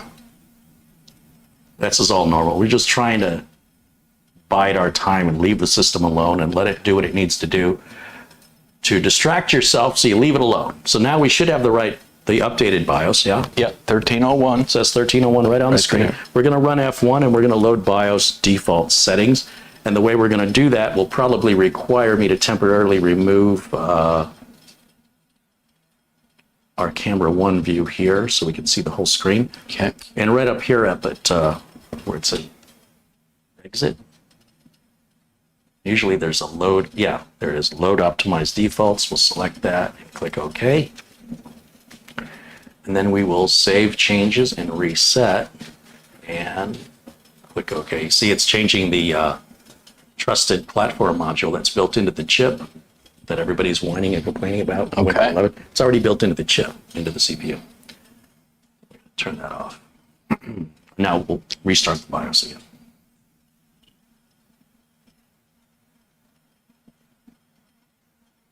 Fred Sutterman said, they told me smile, things could be worse. So I smiled and things got worse. Sounds like Rodney Dangerfield.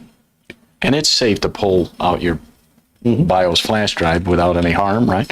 Absolutely, we're done with it. Yep.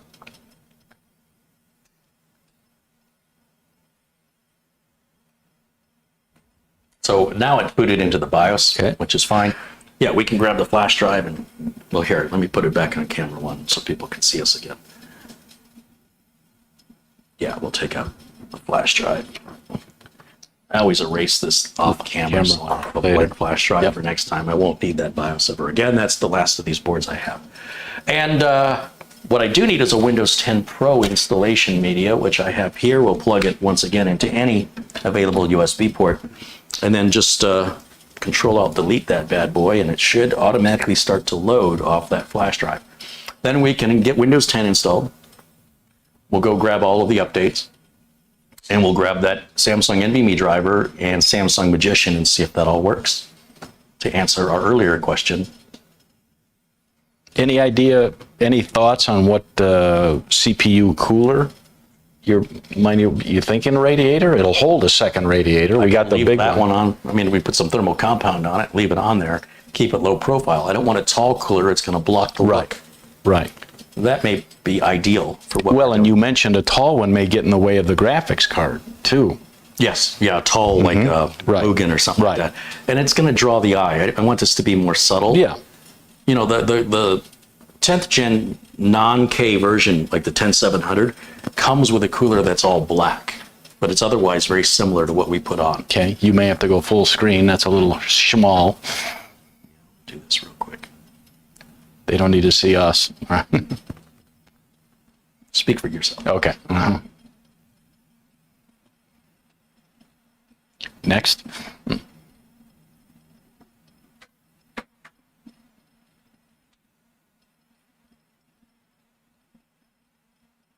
I go through these always the same. Always the same. Smoke them if you got them. All right. Do that outside. Okay. Yeah. There's our NVMe, and watch how fast this installs. Yeah, I'm sure that Thomas Backenstow could tell you. Freaking fast. Freaking. Bob Connor says, when installed, do the two motherboards and CPUs communicate with each other? No, they are fully independent. Two entirely different computers. They just share the same case, that's all. John Goodman says, two jumper cables walk into a bar. Says, I'll give you a drink if you don't start anything. I like that one. Yeah. Yeah. Now, with two motherboards, we will need a switch, right? Because you want to be able to go from one to the other. The case already has two different power switches. It's kind of, the secondary board is a power switch on the back along with a power light, I think. But we will need what's called a KVM switch if we want to use, if we can share the keyboard, mouse, and monitor. Which makes sense. With both of them, but not at the same time. Right. So the KVM switch, you push a button and you'll get the monitor from, let's say, motherboard A, and then you control what's happening with the keyboard and mouse. And you hit the switch on the KVM. And then you're on... And then you're on motherboard B, and you see the video from motherboard B, and your keyboard and mouse not working. Now work on motherboard B. So imagine plugging your keyboard and mouse into this little hub. Okay. And then the hub gives you a keyboard and mouse and video port to plug into motherboard A, and a keyboard, mouse, and video port to plug into motherboard B. And then there's a master keyboard, mouse, and video port that's you actually hook your keyboard, video, and mouse. And that's why it's a KVM, keyboard, video, mouse. KVM switch. It's been around for 20 years. Or get Where two, they were PS2 before they'll be USB and HDMI versus or VGA. get two monitors. You could get two monitors, two keyboards, and two mics. Nice. You run both systems on this. You don't have control of both of them, depending. Most of the time, your eyes, as far as I know, you can't have your left eye looking at the left screen and your right eye. So it makes sense that you would switch back and forth as needed. Well, you're sharing the same case, the same screen, the same keyboard, the same mouse. You're reducing the expense on hardware. Yeah.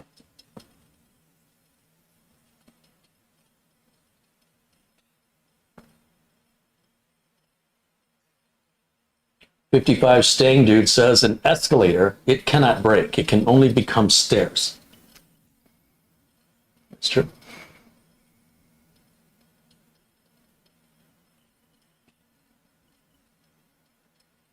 Bob Connors recommends Stardock's Multiplicity. Does KVM? I use it between two computers. I don't know what that is. I'll have to look into it. All right, so now we get to this part of the installation where we're selecting our region and our keyboard layout, which are all defaulting to United States. No secondary keyboard layout. I do not want to connect to the internet at this point. It's going to ask me twice. And then we finish with, which we don't have a... BBB, Big Beast build. Well, it is technically a part of the Big Beast build.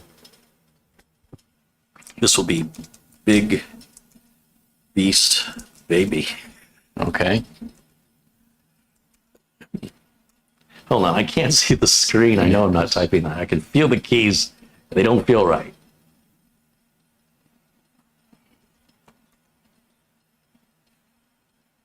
Yeah. That's better.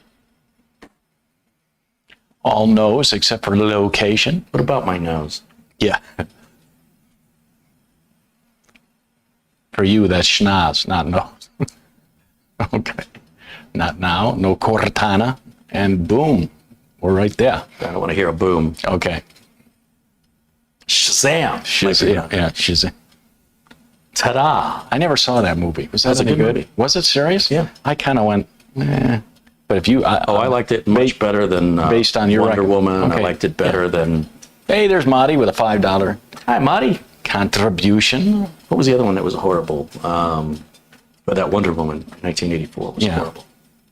Did you watch that Atomic Blonde movie? I did, yeah. Oh, so yeah, so good. I don't Did know, you watch... I don't know why. I haven't seen Wanted yet. With Angela, you need based on you recommended that, yeah. So What is that? maybe James McAvoy? maybe I'll... Such a good one. Chris Pratt's in there. If you look. Oh, tiny, little chunkier. cameo, yeah. Yeah. It had to have been one of his first flicks, I would think. I would imagine it was. Yeah, He's, so- he's the guy he works with that's having an affair with James McAvoy's wife. I might give that a look-see in the screening room tonight. All right. Almost there. Okay. We made it. Now, I can go through some of this here and say, yeah, we can bring this up. It's not going to connect to the internet. No. But while you're doing that, I will go get the Ethernet. I won't plug it in, but I'll get it. No, you so can, that you can plug it in. You sure? Yeah. Just one. Okay. Oh, here it is.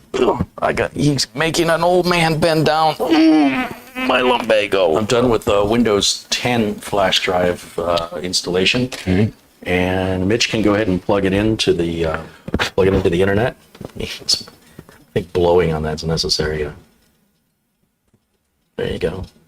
He's very cautiously plugging it in. He's far too cautious. And we should get a little indicator down on the bottom right once it establishes an IP address from the router. And it automatically starts downloading? Yeah. So you see we got that little world icon down here? It should be the screen. Yeah, we should get the little monitor thing. See, it keeps going to Wi-Fi. I don't know why. Oh, I know why. Okay. Okay, so here's a little message for Planet Cryos to edit this. This throws a lot of people off. In fact, let me go. This is kind of a big deal. I've been hoping this would happen. Here, let me pay attention. Okay. Yeah. No, I'm curious. Yeah. Why wouldn't it? You plug it in. That's an active Ethernet. And why do I not get my little TV screen? I get the world. I don't like that. Now, like you said, it's got automatic Wi-Fi to the board. So is it? But what if you didn't have Wi-Fi? Then it would naturally turn on. Why not? Because the chipset driver that network card requires is not built into Windows 10. We've been so spoiled where Windows 10 says, oh, I see you've got this or that or the other. I will plug the driver in for you. All right. That when it doesn't happen, people think something's broken. But it's simply a matter that the manufacturer of the chip has not submitted or passed qualification for Windows to include it as part of the Windows 10 pre-installed drivers. So now, what do you do? What do you do? What do you do? You've got something that needs a driver, but you have to get on the internet to get the driver for your internet. How would you do that? Use Wi-Fi. What if you didn't have Wi-Fi? You got me. I mean, you need to get... Sometimes the motherboards will come with a driver DVD, and you could use that. But we don't have a DVD drive, do we? No. We can go to the ASUS website. We'll go right back to the support page where the latest drivers for everything are there anyway, right? Remember we were there to get the BIOS just a minute ago? So let's go back there. Let's take another visit. Back here. And look, I even left it on the page we need it to be on. Driver and tools. We want the network card driver for Windows 10, 64-bit, home or pro, doesn't matter. And it says LAN, local area network. It's right up on top. It's a very tiny little download, 2.2. Okay. Right, so this is for the Intel i219 gigabit Ethernet driver. And we're going to download that. Now that's going to be newer than what's available on the included DVD anyway. Okay. But we don't have a DVD drive to install it. Now we could buy a portable USB-based DVD drive that's slim, doesn't require any power. Plug it in temporarily and load your driver that way, but you may not be getting the latest driver. So this gets us the latest driver. And I'm just going to open that and extract all of the contents back over to the BIOS flash drive since it's pretty well blank. We don't need a lot of space. And I will plug that in and put that on, and you'll see that he still has the BIOS on it, but he's a smart... I just deleted it. Oh. I just deleted the BIOS just to avoid any confusion from myself.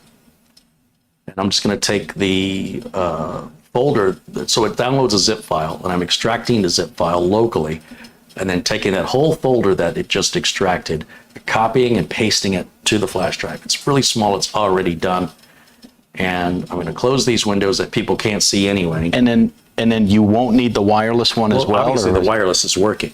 Right, it showed us wireless SSIDs in our area, which it would not have done had it. Yeah, but none of them are. I can't connect to any of those without putting in passwords and stuff, and I don't want to do that live on camera. So we go back to our main camera here, and I'm going to take the flash drive now, and I'm going to plug it in over here. right?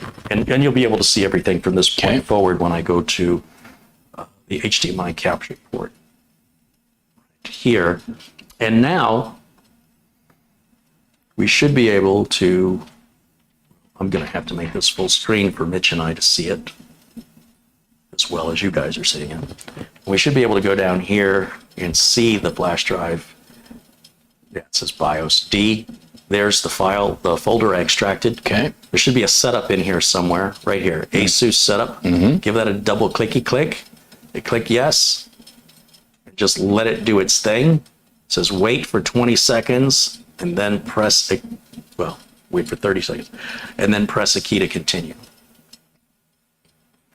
I'm not quite sure why all of these have failed. It's pretty interesting. Let's see what happens. Oh, look, it just detected the network. See that? Yeah. Now the network works. Now Windows 10 says, hey, you're connected to the network. You're missing a bunch of updates. I'm going to go grab those in the background. So for this, I'm going to click no for now. And I'm just going to tap a key. We can just close it. We don't, obviously, this is done. Is it that keyboard or this keyboard? Just close it. Yeah, I was hitting the wrong keyboard. Okay. So it doesn't matter. Yeah, it's a formality. You just don't need it. I can take this flash drive. Oh, hold on. You see, we've got the little screen down here. Yep. And we are connected. And then we'll go to Windows Updates. Even though it's already downloading Windows Updates, you'll just see some of the updates fail. But we're going to go ahead and start that now. And while that's happening, we can switch back over with camera 1. So we're back in the corner again. And then I can take this flash drive out. Erase it later. I'm going to erase it right now because it's going to confuse me what the heck that's on, why I put that on there. And I'm just going to delete that folder. We're done with it. And I know people freak out. They see the failed messages and stuff. Everything's working exactly like it was needing to work. And it's really that simple. People have become so spoiled that they just automatically think something's wrong when Windows isn't provided a driver from the manufacturer, when I don't know what the details of that are. It will eventually get fixed in time, especially with a manufacturer as big as Intel. But you get spoiled with other boards that you just plug in Ethernet and you're right. Yeah. You're right there. Yeah, but it doesn't. But again, that doesn't mean anything's wrong. Right. But you saw how easy I addressed that. It's no big deal. And again, if you had Wi-Fi, you could connect from Wi-Fi, and then Windows Update would have grabbed the driver. Right. Or again, you could take the DVD driver disk out of the box, plug it into a DVD drive, and if you don't have an external USB DVD drive, just if you're open on a bench like this, just set it down, give it power from the power supply and a SATA cable into the motherboard while the board is off, then power it back on, get back into Windows, then load your driver, shut it back down, disconnect it, put it away because you don't want all this clutter on your bench, and then you're up and running and continue as... I'm pretty sure my portable DVD player can power off just a USB port, right? So like you said, that's all you need is one that didn't cost me very much. Probably got it. I think I've got one here. They're just as, they're like $25. They cost about the same amount of money. I'm pretty sure I've got one here somewhere. It's not like me to not know where something is. I'm getting old. Isn't that interesting? I'm pretty sure I have 2 of them at Studio A. And the reason I have 2 is one is supposed to be for here. And it's not back here. I wonder if I have it down below in here.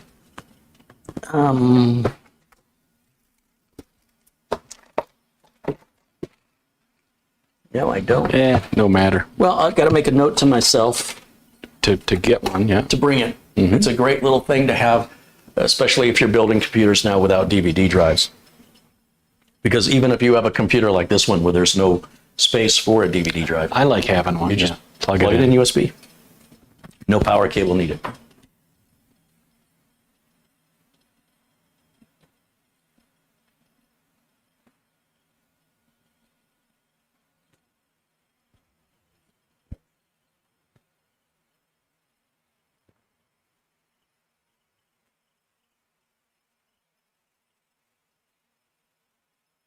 And we got 518 people watching. I know you asked people to shout out where they're watching from.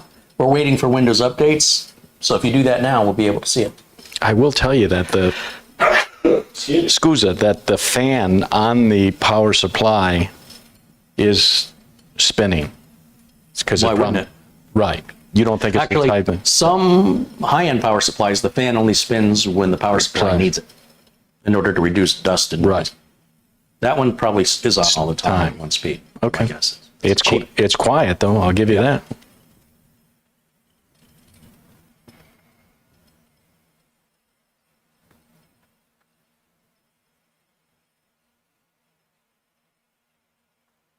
What do you feel like eating tonight? That's a great question. I had wings last night though. Cheated on me. No. Well, there's other stuff there too. I mean, you could get wings and I could get a slice, you know, or something. Pizza do something different. Yeah. I don't know. Look at this, the Netherlands, San Diego, Oh, I forgot. Yeah, Memphis, Tennessee, Arkansas. Serbia. Wow. Alvin joins us from North Carolina. John Williams is in Wisconsin. We've got William Dawson's in Cocoa, Florida. Eagle is in Norway. Mark Page is in Indianapolis. Rick Hubbard joins us from Leicester, England. Euro Cone is in the Netherlands. Eduardo joins us from San Diego. Euros is in Serbia. William Hill is in Birmingham in the UK. Jim KJ3N joins us from Wilmington, Delaware. Vital Visions in the Gold Coast, Australia. Al Hedge is in Slovenia, and Eddie Milne is in Tyneside in the UK. Some guy over 40 says hello from Warren, Pennsylvania. Patrick Manny is in Kettering, Ohio. I think Michael Dane's out there in Ohio. Ohio's not that big. Might be neighbors. Photo racist, roasted fish. I mean, I could do that again. Wouldn't have to twist my arm. Davor is in Croatia, and Josh Kinder's in Pittsburgh. We've got Mark MC in Belfast in the UK, and we've got Paul Baxter in Birmingham in the UK. Ryan joins us from Hamilton, Ontario, Canada. John Tem is in Central Texas. Proud Patriots in Franklin, Wisconsin. Bernie Wilson is in Keys, Oklahoma. Jeff joins us from Wenatchee, Washington. SXR57 is in Toledo, Ohio. Scottish Gamer UK is in Scotland. What a shocker. Robert Zimmerman joins us from Farmington, Maine. And Chris Garrett's in Georgia. Bill Brulette is in North Providence, Rhode Island. And Catherine Anna Hauserman watches us from the country of Colombia. Fine Corinthian leather. Got to get down to South America. That's definitely on my bucket list. Raj D is in Essex in the UK. Ural is in Barbados. And let's see. Waddell is in Angel Stadium, California. That's very specific. The Mac Geek is in New York. Steve D is in Paris, Texas. Andrew Hurst. Morecambe, UK. I don't know how to pronounce that one. DJ Lyons in Wollongong, Australia. Ed is in Roscoe, Illinois. Roy Hale joins us from Buckeye, Arizona. Uncle TJ Uncle 69 is in Hartpool in the UK. Log T is in Sao Paulo, Brazil. Joe Harney is in New York. Robin Emery is in Gillingham in Kent in the UK. Nawar Badria is in San Diego. Andy M is in Brighton in the UK. 55 Staying Dude is in Lawton in Oklahoma. Clyde Border is in Detroit, Michigan. Couple of Michiganians. You got any water? I'm quite parched. Can I? It's not a Michiganian. Oh, Michiganian? Michigander. Michigander. Yeah, there's good water in the door there. There's one that's unopened if you look a little higher. Where you go with that one? Thank you. Too. Sean Gallagher joins us from Phoenix, Arizona. John Kennedy in Scranton, Pennsylvania. Frankie B is in Brooklyn, New York. Alexander Hedblom is in Sweden. And Peter Matros is in Denmark.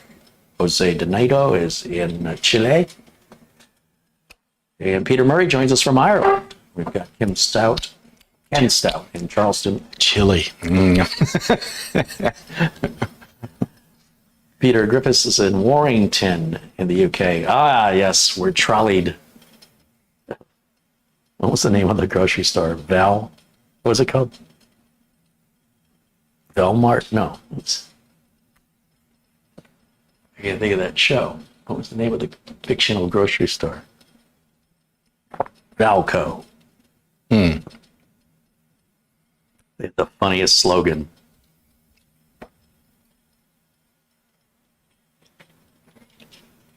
What was the slogan? Something like, serves you right. Yeah. Anyway, it was a very sort of, very British comedy, and it's so funny. It's so subtle. Dan Nilsson watches us from Sweden, and Robert Tchaikovsky's in Tampa, Florida.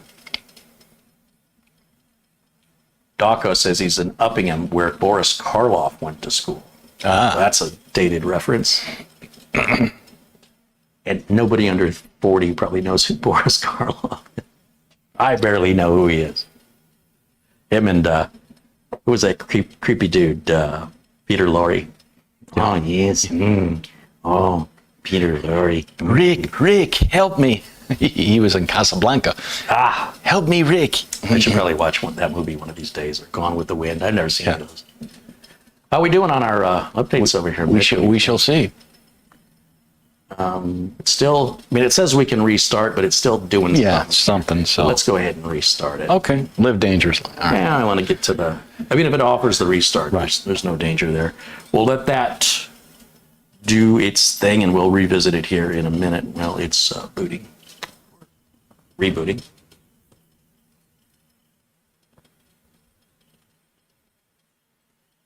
Frankie McAvoy says, Kerry, will you tell Mitch about the bike gathering in Kerry, Ireland? Bikers from all over Europe, 2022, June, bank holiday. Okay. Frankie, Waterford, Ireland. I just think you better pack a rain suit. Well, to drive across the ocean. Yeah. It's going to get going to get some spray. Would cost too much to ship the bike over there, so.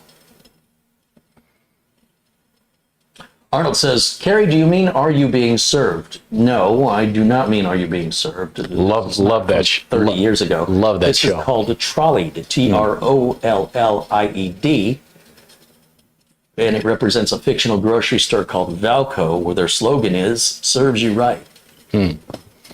I have every season of Are You Being Served on my home NAS, so occasionally while I'm at the gym, if I'm on the treadmill, I'll put on an episode or two. Always makes me laugh, so. Statue Collecting says, Kerry seems less stressed than last night. Well, it was a busy day. You got a lot done. A lot of reviews and, And I didn't get enough done. But it was like, if I do a lot today, I won't have to do as much tomorrow. And that's why I'm less stressed. But I didn't do everything.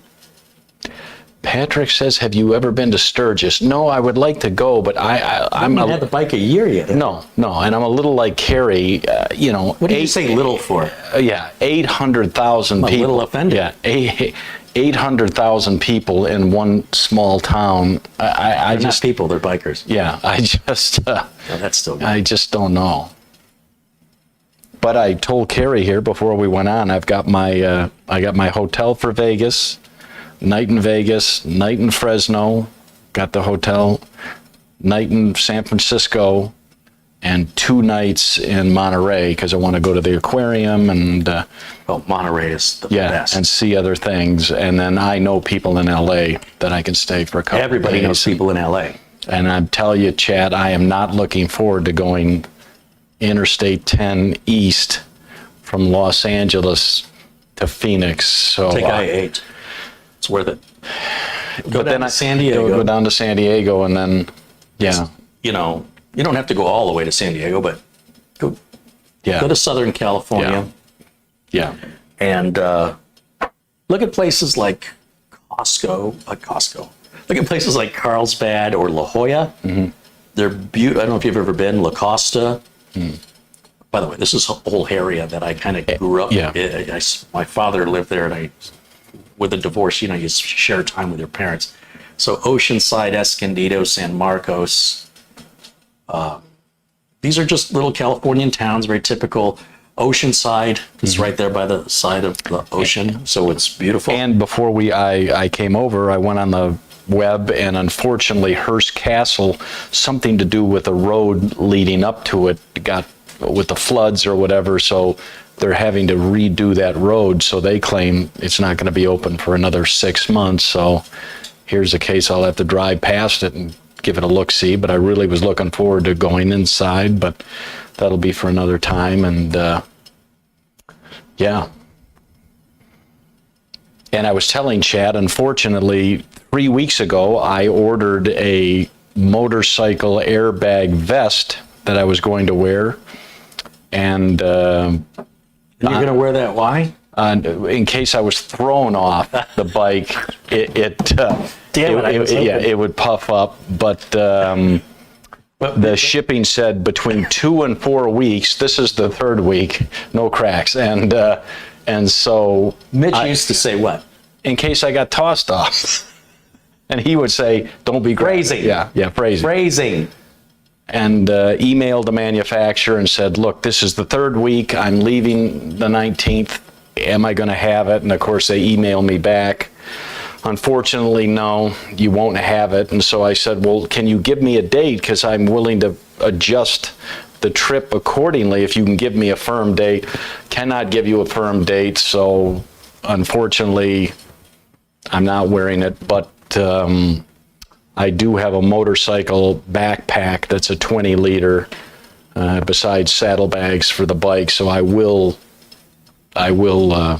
take the backpack. So Frankie says if you go to Ireland for their bike event, he'll loan me a bike. He'll get you a Harley Davidson. He says local Harley Davidson shop owner is a friend of his. He can organize a bike for you. But will they let me drive on a United States driver's license? Yeah, you know, so I'm sure you can. Do they drive on the left? Mm-hmm. So it's on the wrong side, right? Than in the U.S. Ooh. Them in Australia and yeah, I remember driving around London, England, and. But if you just follow the other bike, you won't be alone. No, right? and I never take lead now. So. No. What? But I am still planning November 9th, 10th, and 11th. The big not huge, but a motorcycle rally down in Rocky Point. So, and I'm riding with another guy down there for that. So that'll be kind of my first. I think they get about 10,000 people there. So it's not like Sturgis with 800,000, but 10,000 bikes. And I've never been to Rocky Point, so I'm kind of looking forward to that. And I'm certainly by then I will have the vest and I will wear it down there from Phoenix here. It's only about a 5-hour ride, so that isn't long compared to the road trip I'm doing here in a couple of weeks down the Pacific Coast Highway. So I kind of wish I put that name as Big Baby Beast instead of Big Beast Baby. I think I might have got a little dyslexic MIM. All right. Somebody mentioned Carlsbad Caverns. Oh. That's not in Carlsbad. That's in New Mexico. Oh. All right, let's see. Let's go to turn off camera 1 for a second. Let's continue where I left off here. You know, this little temperature thing drives me crazy. It's after an update, you right click on it, you have this new thing called news and interests, and just turn off. It's gone. And we'll go back over to Windows Update again. Pick up where we left off here with new updates. See where we stand. You, of course, flat-footed. All right, so. What's wrong with being should I be on my tiptoes? Yeah. What am I wearing? Is that big update? Yeah, that's a big update that takes a while. A little bit. And we also have these optional updates. We can grab all those. They're probably Intel stuff here. Drivers, yeah. Yeah, there's a network card driver. And a Bluetooth driver because of the Wi-Fi. Okay. And we'll let that run. So here. Yeah, so it says if you want to ride a bike outside the USA, you need an international driver's license. I don't know. Yeah. I don't know that that's universal. I know that you don't need an international driver's license in the United States. If you're from another country, if you're from Canada, you drive into the US, your Canadian driver's license is valid here. Right. And I do believe it's the same in the UK, but I've never been, so I only know what I've heard, and it's Yeah. might be wrong.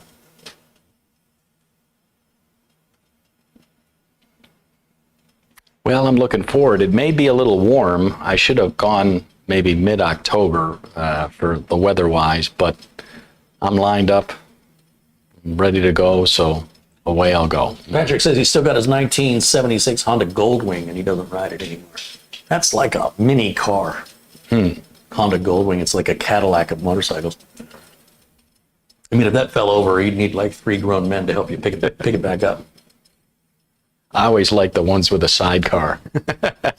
They have Goldwings with a sidecar, and they're very quiet bikes. They're, like I said, they're like a Cadillac of bikes. Because Big, they're heavy, and they're quiet, and they're smooth. Well, Yeah. presumably they're smooth. Well, and if you're riding alone, you can put a lot of gear in that sidecar. So tough to turn though compared to a regular bike. Juan the Panda says if you're running the PCH highway, be extremely intimate with, prepare to get extremely intimate with your clutch. A lot of twisty roads. Yeah, you don't slow Okay. down for those on a bike. You Yeah. speed up. Yeah. Should I go down Lombard Street? Yeah, I've never done it. In San Francisco. I've done it in a car, but again, very slow. So I'm like, I don't know on a bike. Lombard Street, for those of you who don't know, in San Francisco, is a street that's going very steeply down a hill, and what it does, it goes left, right, left, right, left, right, left, right, left, right. I don't know, like 8 times. Right. And you can see the whole thing ahead of you. And it's been seen on a lot of TV shows. shows, So yeah. if you Google it, you'll pull up images. And nobody goes fast because it's, you can't. It's very busy, and you can't. Those switchbacks are soon pretty. as you straighten the wheel, you gotta turn it. again. So Planet Kraus with a $20 contribution says you both need to pose for a great thumbnail for me. Okay, what kind of pose do we want? You want to choke me? no, not unless there's money involved. Okay, so great. Should we thumbs than the last time? Yeah, thumbs up or thumbs down. What does he want? Yeah. I don't know. He wants Yeah. something. He wants a thumbnail. Like, well, I suppose he's going to need us full screen. Yeah, that thumbnail would not make very good.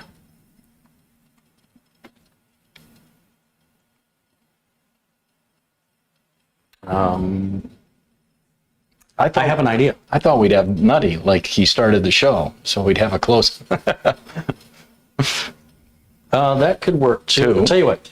You take Nutty, and then if Planet Kraus is going to talk about the network card driver, then I think I need.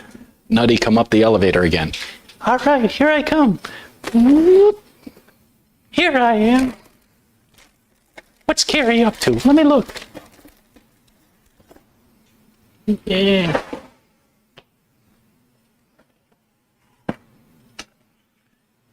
Down I go. Okay, How old is your father, Mitch?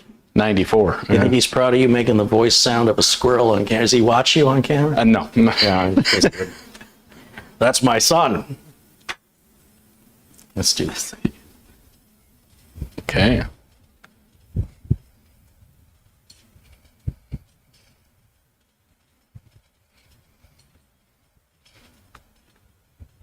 Offer it to me.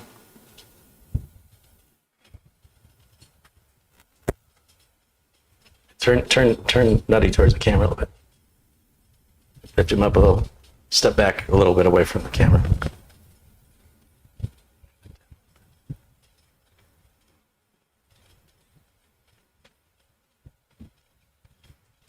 How's that, Planet Kraus? You don't need me in there. Maybe that'll work. There you go, buddy. Yay! Bye now. Going down. He took my cable. Mark Page said we should do the Charlie's Angels pose.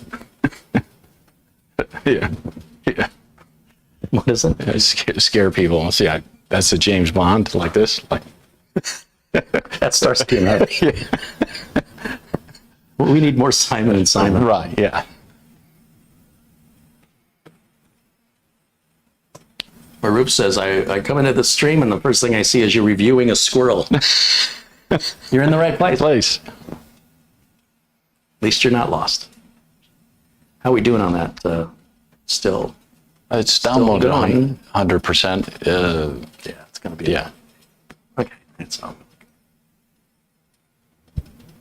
What's our temp now? Check your Oh, phone. Yeah. man. Just I was happy. Why did you do this? Just to bum you out. 106 temp. You think it's 106? It's got to be hotter than that. It's 106. How did you know? It's pretty All good. seen, all knowing. Oh, man, I missed a phone call from a scammer. Ah, Should I call him back? no. But opportunities everywhere. Someone said do the Dumb and Dumber pose. Which one's that?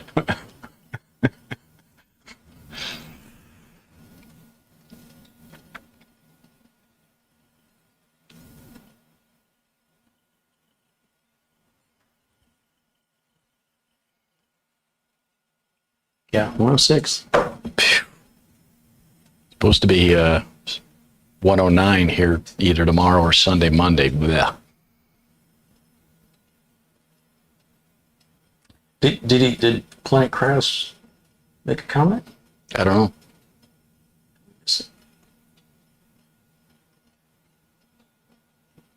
I hope he liked it.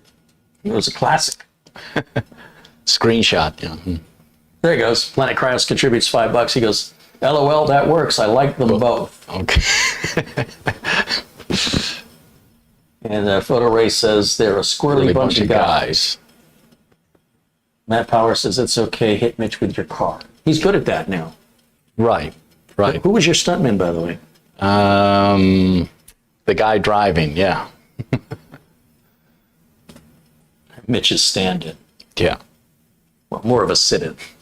I liked it. I liked it when the guy put on the driving gloves. So, Yeah, that's what. and then I like my hands to sweat in 110 degree weather. And then he flicked the cigarette. And then he littered and nearly caught a desert fire. Right. Because everything's dry and fires are raging. Yeah. What else did this guy do that's a poor example of community thoughtfulness? Yeah. That author's book, I think it says on the trailer, available on Amazon September 15th. Yeah. I'm looking forward to the book from the creator of Qbert that's supposed to be out October 2nd. Start this. Maybe he can give you a signed book. Usually what they'll do is they have these inserts, Cards, sign like a little card, and then Yeah. you can stick it in the book.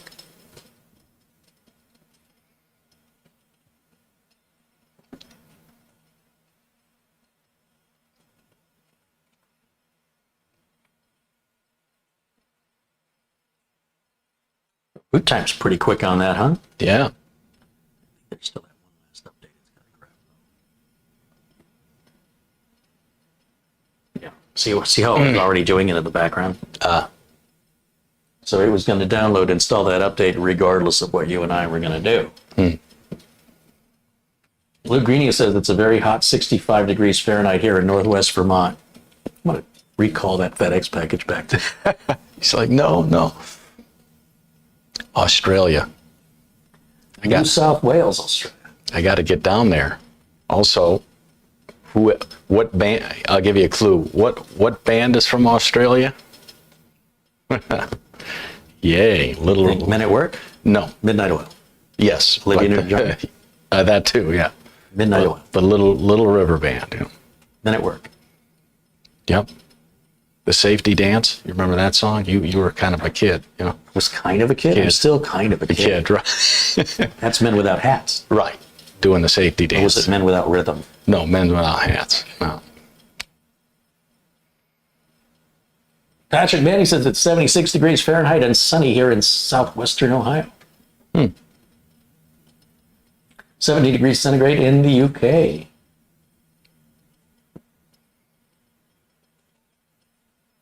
I kind of like that little temperature thing on my screen. You know, it doesn't really bug me as much as it does you, but I kind of, instead of looking at my phone, I like seeing the thing in the lower right of my screen. I don't know. It's okay. you click on it and then you can get a kind of a full forecast detail for a week. I like and to so- look out the window of my house. Oh. But, you know, Blue sky, no old clouds. school. Blue sky, no clouds. Blue sky, no clouds. Blue sky, no clouds. it's the same every day. Yeah, every day. Blue sky, no clouds. Yeah, you just get up out of your chair and you look out your window. Right. You have the most accurate forecast you will ever get. Yeah. But by It could be raining, it could be snowing, it could be cold, it could be hot. And in Detroit, that could just be the first day. yeah, that's what you're hoping. But by about October 15th, another summer we'll put in the books, and then it'll be 4 months of the most, maybe even 5 of the most gorgeous weather. Whew. My friends in Alaska, Sarge Tech says, told me it was 75 degrees Fahrenheit yesterday. Yeah. Every place I want to be. Yates Network says, Carrie, please understand any criticism I ever have is coming from a genuine place. I have a ton of respect for you. Do your best to not be overly sensitive to feedback. Maybe you need to do your best to not be oversensitive to my response, because my response is never Correct. intended- Oh, all right. That's beside the point. Okay. My response is never intended to offend people. It's to correct people or to question. Sometimes people don't phrase things correctly, and so it gets misinterpreted, right? So I'm saying if what your interpretation, if that's what you meant to write with intent, then this is my response in all seriousness, and it's nothing personal. So the opposite is that you need to be less sensitive of my response.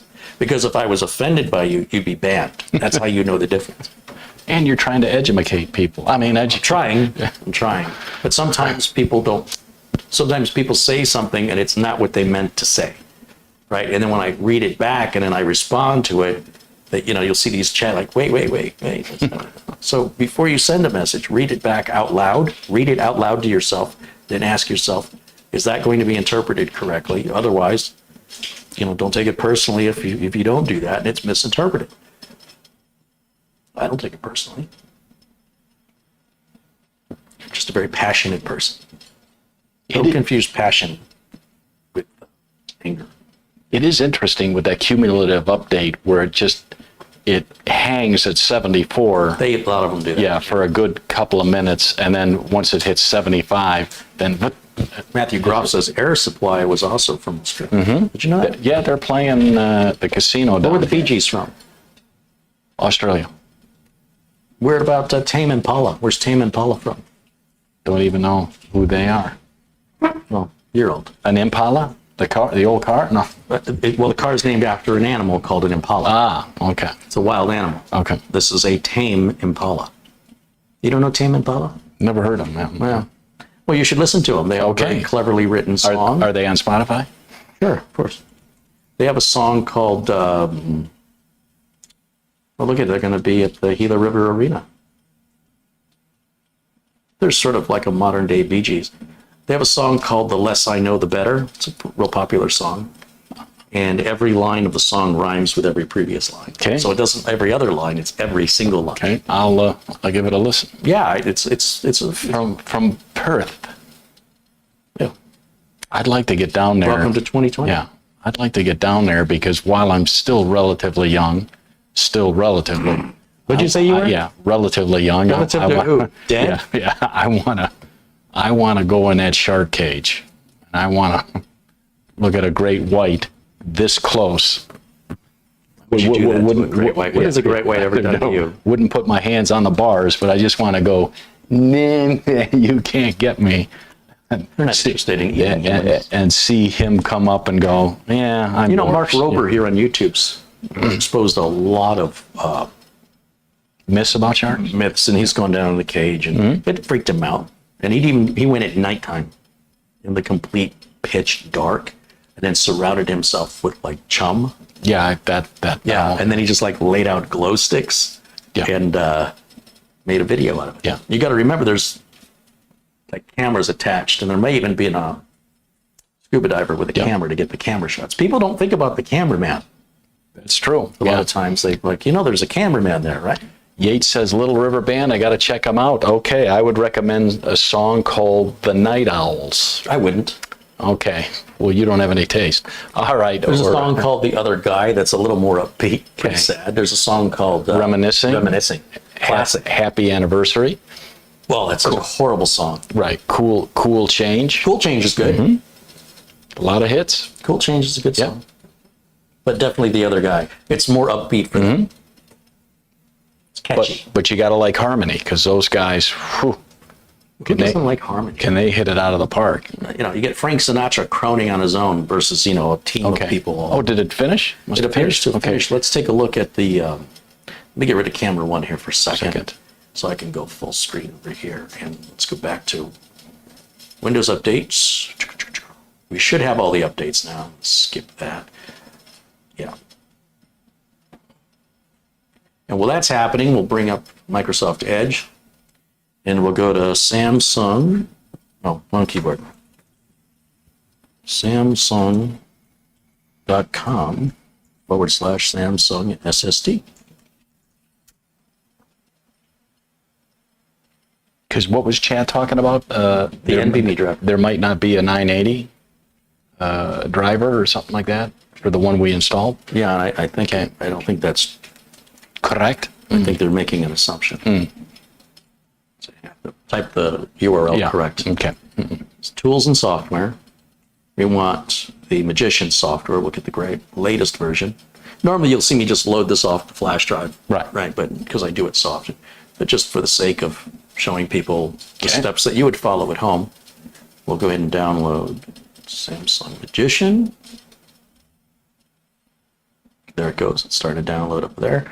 And then we will download the NVMe driver, which is down here, right here. It says driver, Samsung NVMe driver. Now, I think where they're getting thrown is it says this driver supports the 970 series and the 960s. However, it just may not have changed that text. We'll find out. I mean, if it loads, it loads. If you try this without a Samsung NVMe, it just won't load. It'll say you don't have a Samsung drive. So we'll open that, click yes, and say OK. Now, it says setting Samsung NVMe Express, NVM Express device is not connected. Bless you. And it says connect the drive and try again. So in fact, it does appear that the NVMe driver is not compatible with a 980. That's interesting. Very And interesting. now I can confirm that is to be Truthful. Okay. right, because you just don't know sometimes. Okay. Now, I'm kind of curious what I did with the other Samsung 980. If I had forgotten, because I would have installed it unless I forgot to. And if I would have received that message, I would have remembered it. So I'm a little confused about that. We'll go ahead and we can still install the Magician software regardless. But I've learned a couple things today, huh? I learned about the standoffs. I've learned about this, all from our chat room today. But you'll see I am a skeptical person because I don't know who to believe. The internet's so filled with people spouting false information, both unintentionally and intentionally, that rather than take anybody's word for it, if I don't know them personally or well, I'm going to inspect that on my own. Did you say cynical or skeptical? Skeptical? Which one? Skeptical. Yeah. Skeptical. Yeah. Two different words. Okay. Cynical would be like, yeah, why bother trying? It's not going to work.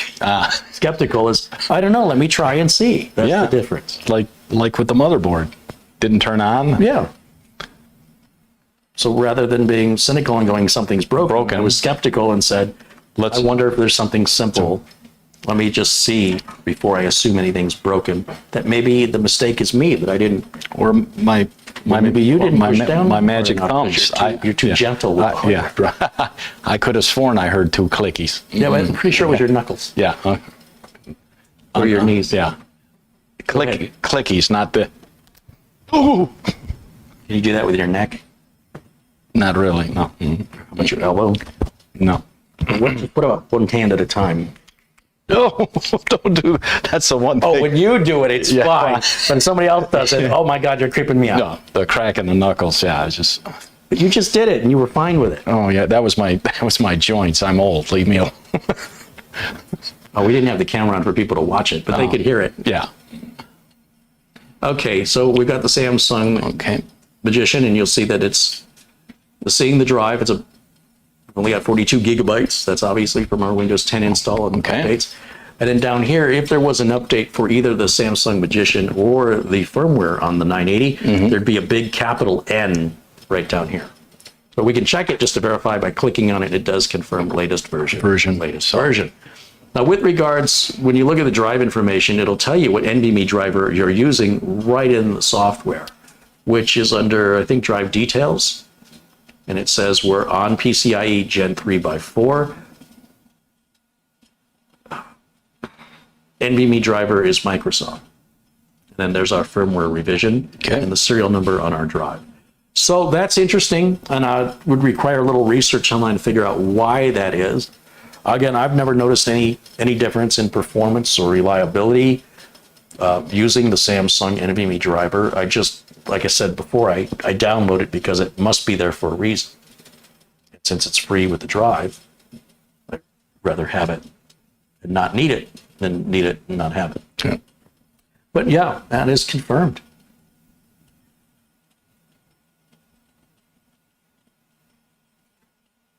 Patrick says, Carrie, now you've seen my issue I was having. Now, as the student, I have become the instructor. Yeah. Yes, Grass. Well, you know, Patrick showed me a couple things I was very skeptical of, right? He's the one who sent in that motherboard that when you went to install Windows 10, it wouldn't give you the option to select what version you wanted because it had that built-in product key. And I thought, for sure, there's got to be a way to remove that. And while there is, it's not worth all the effort and risk because at the end of the day, you're basically getting a free copy of Windows 10 Home. And I don't see any reason why any ordinary home user would want Windows 10 Pro. Like, even if you did upgrade it to Windows 10 Pro, you're not going to be able to do anything you weren't already doing if you weren't already signing into a domain. Now, there are some very, very technical people that represent a tiny, little, teeny tiny minority of people. They're like, I want virtual desktops and I want BitLocker, and most people have no idea what you're talking about. You might as well be speaking in another language. And again, that's more hobbyist. It's not that you need it, it's that you want to tinker. People in a professional environment where there are compliance regulations that have to be enforced would require Windows 10 Pro. So I've seen a lot of people, I've heard a lot of people in the chat room talk about upgrading their Windows 10 Home to Windows 10 Pro. And I would suggest that 90% of you did so for no reason. You wasted your money and you wasted your time and you received no benefit from it. I don't know why people do that. Because it was there. Okay. I suppose the only valid reason to do that would be to say, because I wanted to. Because there's no logical reasoning. Now, did you want to put Uncle Carrie's optimizer on it? You could do it. I mean, we're more or less done with it. Yeah. That's here.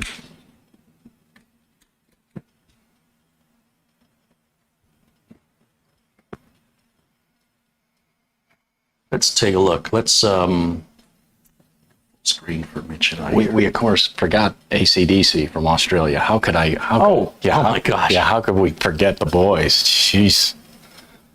Yeah, that's a major. Yeah, that's amazing. Of course, the chat room, I didn't see mentioned it either, did they? Yeah, finally somebody said. Someone did. Said. So I'm like, how could we forget? Gotcha. That's how it came to your mind. Yeah. Yeah, it's Sacrilege. All right. Let's put VLC on here. Okay.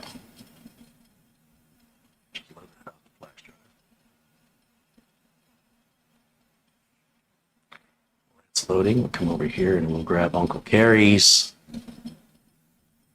Netflix and optimizer. Close that down. Finish that. Close that. Close that.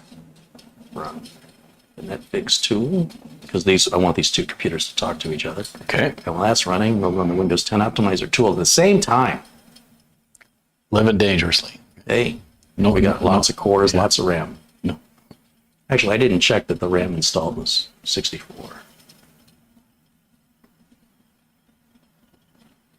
Oh, it's 32. It's Right. 2 sticks of 16. Yeah, that's right. Yeah. That's right. Stop to activate Windows 2. Restart? No. Restart? Yes. See how I did that? Yeah. does make me smile, you know, all of this with no thermal compound. Oh yeah, well we haven't really made it. No, wait, you're not hammering it, but it's never stuttered or hiccuped or. Oh no, no. I mean, it's like I said, the 10700 comes with a cooler just like that in the color of black. 10700K is not that much more powerful. And again, if we were going to push it, might be a situation. Right. But for out here on the bench and for purposes of what we're doing, it's obvious, adequate.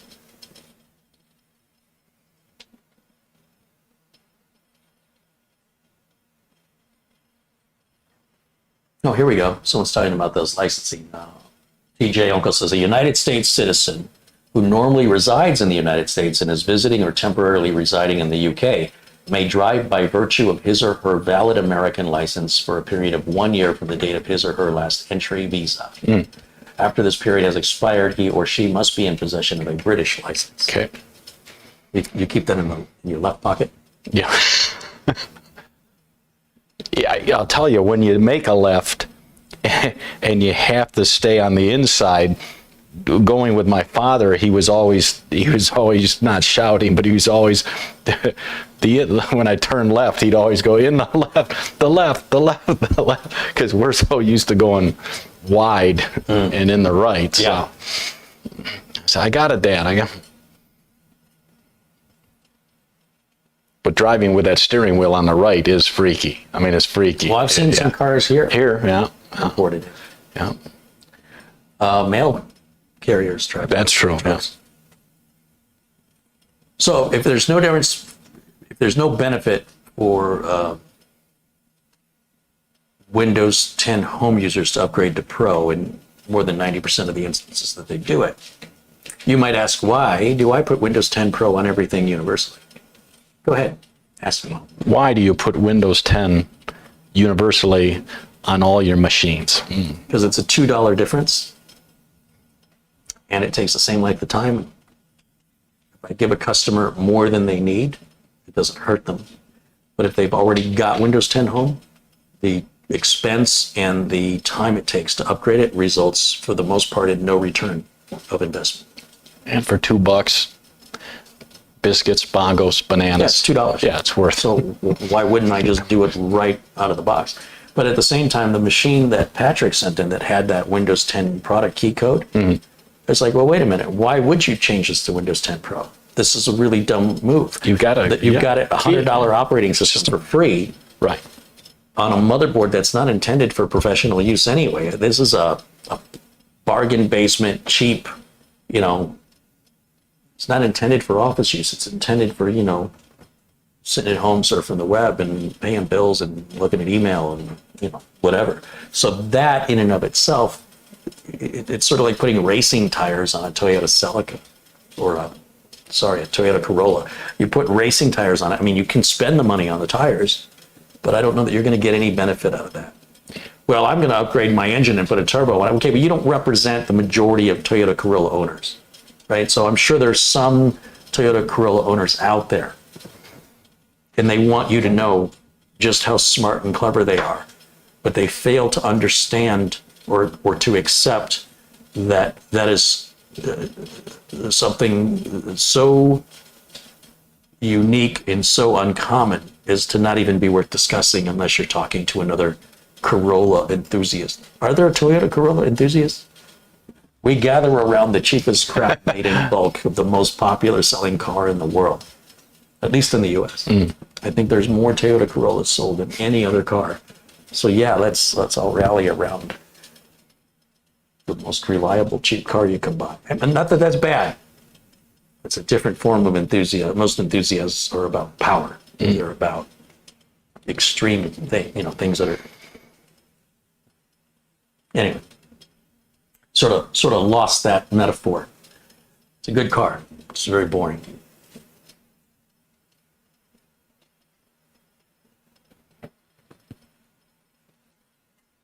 Anyway, so we can clear out one of the things I like to do on my builds, and I've shown this before. When we get towards the end here, what I like to do is go to full screen for us. And make sure Storage Sense has been turned on, which Uncle carries optimizer should turn on storage sense and make sure it's set to clear out any temp files and such. See, so it's turned on. Okay. We hit the configure button here. It's set for every month. And we'll delete files in the recycle bin if they've been there more than 30 days. Never delete anything out of the downloads. And I'll hit clean now. Because we have all those updates we downloaded. Right. Now they've been applied. We don't need to keep them. And it'll eventually clear them out on their own. But I want to make sure a brand new system is going to be clean. You see how fast that was? That's because it's not very thorough. If you go back and do it the old school way, you'll see there's many gigs. Right click, go to properties. Many gigs of data that needs to be erased. Disk cleanup. And then clean up system files. And I'm done with this flash drive here, so I'm going to unplug that. And we're just going to check every single box. And then you're going to see a running total down here of what's going to be removed. And you think storage sense should be better than what it supposedly is replacing this, but this is still more thorough. Okay. When we check all these boxes, watch how big that number is going to get. Did I miss any?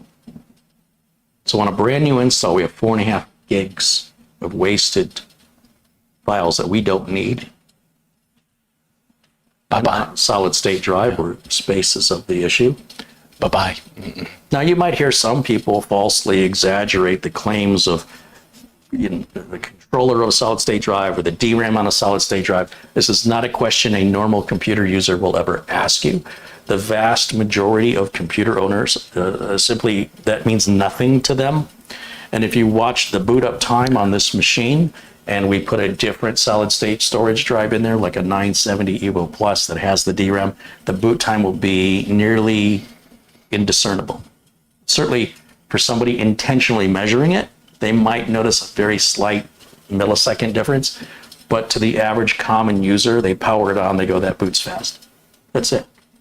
And so again, they might say, well, you're transferring some big files. But again, normal everyday, the vast majority of computer owners, they don't do that on a regular basis to know the difference of how fast it's supposed to be. And it's still really, really fast. We've reached a point in our society that when you give something amazing, they go, well, this could be better. There's no gratitude or appreciation to take a step back and go, you know, for the price, for what you're getting, this is so much faster. It's so amazing compared to what we were doing 5 years ago for this price, or 10 years ago for this price. Look at a mechanical hard drive that you could have bought for 10 years ago for the same price. Measure your boot time. Measure how long it takes to copy a file for the same amount of money. And then tell me again how horrible this drive is because it doesn't have a DRAM. You've got to be out of your mind. These are people that are nitpicky, impossible to please, and they always want to complain. And that's my job. And they always want to complain about things that don't matter to regular, ordinary, common PC users. This is somebody who is looking for a reason to be upset. They are highly demanding. They are very difficult people to deal with because they're unreasonable. Their demands are like dealing with a rich person who says, you're going to do this unreasonable thing, and if you don't do it, I'm going to pay somebody else who does it. Who wants to work with somebody like that? You know, it's ridiculous. And then to sit there and advise to people your value system of being a diva and having all this money that you're establishing, it's worth paying twice as much money to get a few milliseconds because of the demanding use that you're automatically assuming other people use, you're wrong. Most people don't do that. And the people who do that already know what you're telling them. So all you're doing is confusing people who don't know unnecessarily. And then it causes instructors like me to have to educate people to say, don't listen to them. That's information for that type of personality. You don't have that personality. Let's hope you never do, because at that point, you know everything, and you know, you need to create a YouTube channel so you can teach people. So the disk cleanup worked? Yeah, it's done. Now we've freed up that valuable solid state drive, real estate. And this system, apart from needing to be activated, it's ready to be installed. Now, the way that this installs into the big beast case is it sits on top of the power supply shroud. Could you grab the shroud for me? And I'm going to show you how it sits up there. In the meantime, I'll go ahead and put on camera 1, and then we're going to go ahead and turn this, shut this down here. Okay, so on the top of the power supply shroud, do this here. Walk it over to the camera so they can see. This is the power supply shroud for the big beast case. This will be the inside of the case. This is towards the back of the case. There's 4 standoffs on top of it. All Mini-ITX systems use these 4 standoffs universally. And then there's a grommet to run the power cables to power our motherboard. And, you know, if we have anything else we need to power from the small form factor power supply. So what we would do, check this out, Mitchell. We're going to unplug everything from here, including the power supply. We'll take this off. You can take that power switch, put it in the drawer for me, please. Which one? This one? The main drawer. Okay, so we've got that. And I just want this out of the way for right now. Just for clarity. And we can get rid of that motherboard box, just move it somewhere. And we'll set this down. And we know, as I mentioned, this is going to be the inside of the case. This is going to be towards the outside. And the I/O shield then is going to be here, where this is opened up like this. And this is going to rest just on top Of the nubbins. Okay. of the nubbins. Okay. Just like that And there. it's probably a little funky because we don't have it in the case. Okay. We almost need to put some. You know what? Maybe we do need that motherboard box back. We'll use that as a brace. Because normally this would already be installed into the case, but you don't have to do that if we do something like this. And then in the case, we've got the screws. Why is this not sitting?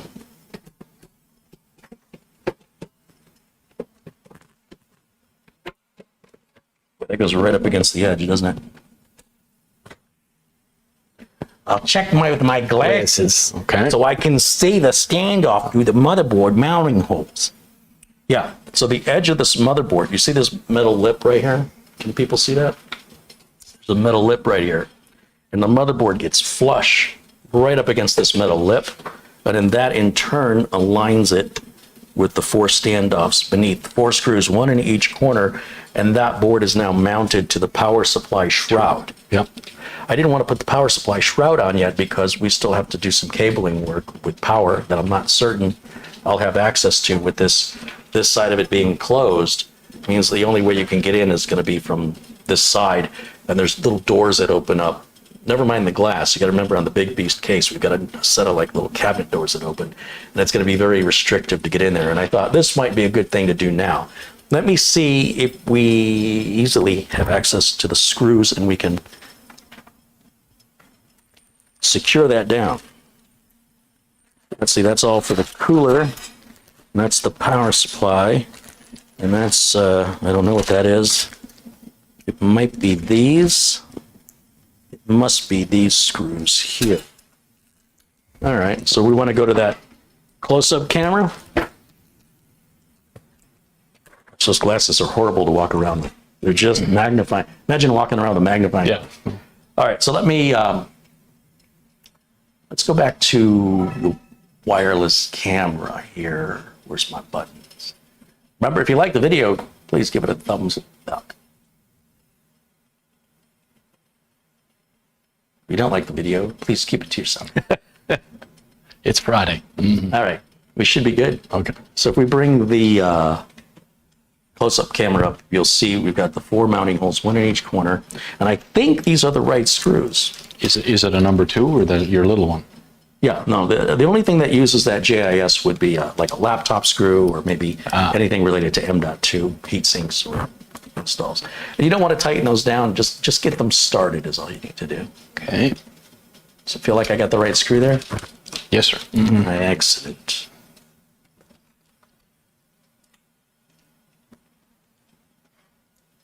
We'll go over here. Give it a few turns to start it. There we go.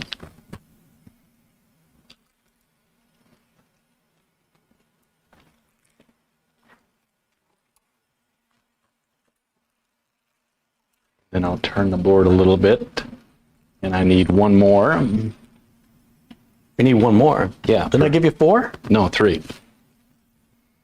Real silly me. What was I thinking? Okay. I swear I gave you 4. You only have a bag of like this many more. Hey, it's a big beast case. It's got a lot of screws.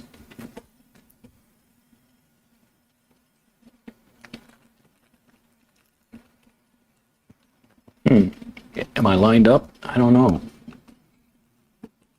I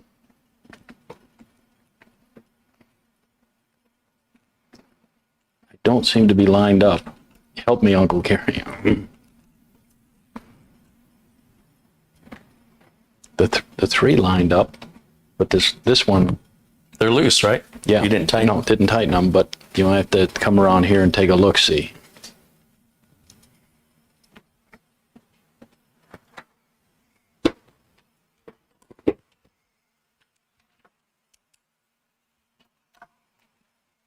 That is way too bright. That's hurting.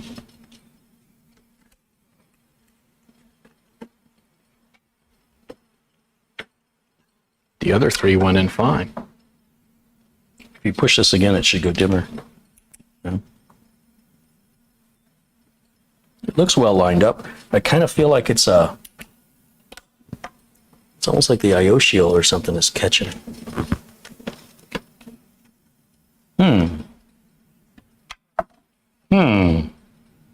What was that? Okay. Oh, I can see the problem. Oh, You see here?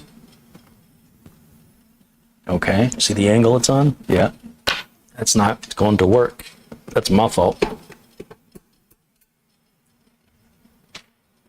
I'm gonna get it. Let's see what's catching us here.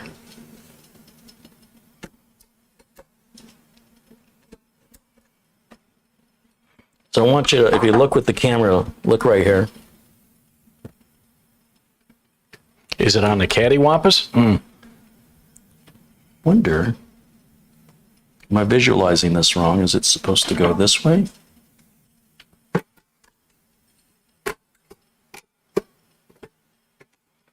Oh, the screws won't line up that way. Can't go that way. That wouldn't make any sense. And it certainly can't. It has to be on the short end here, so that won't work. The screws aren't exactly spaced apart so that you cannot install it in the wrong direction. But it does appear that the IO shield cover is in the way. Isn't that interesting? Yeah. Look at here. Okay. What do we do about it? Well, you know what? That's a very good question. I think the big beast build would have enough room. You really only need 3. Yeah, but I don't like it. If it's crooked, then it's not going to align properly with the back of the. Not that anybody's looking back there, but if you're going to drop $10,000 on a computer, I wouldn't take shortcuts on the install. But let me just try something. I think it's this I/O cover, this big plastic I/O cover, which comes off. We could take it off. There's a screw here and a screw here, and it should lift right off. But we're still going to. Yeah, that'll probably be okay. Give me the small JIS driver, if you would. Can you see this okay? I'm just going to try taking off this little screw right here. Went to market. Would you take that for me, please? And then we'll grab this other one right here. And you think that's the only thing secure in this? You hope? Securing it? What do you mean securing it? It's just a plastic cover. It doesn't secure anything. Or are you asking me are these the screws that are securing the cover? That's what I. Yeah. It's just a plastic cover. How much do you think it needs?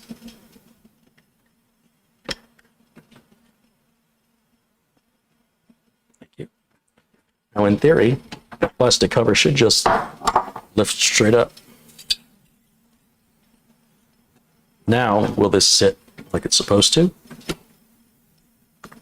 Look at that. Oh yeah. What, did you turn into the Kool-Aid man? Now, could we put it back on? Oh no. I did the peel. Oh okay. All right. Is there a peel here? You don't See have that? you don't have much appeal, but that's a difference. So will it fit? No. Won't fit. But we could take, honestly, I could take some cutters, cut into that if I wanted to. It won't look good.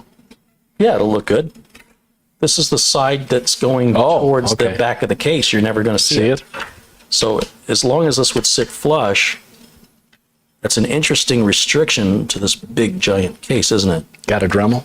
But you see honestly, I wouldn't even need to do that. From the looks of things here, can we take a look at it from this side? I want to show you something.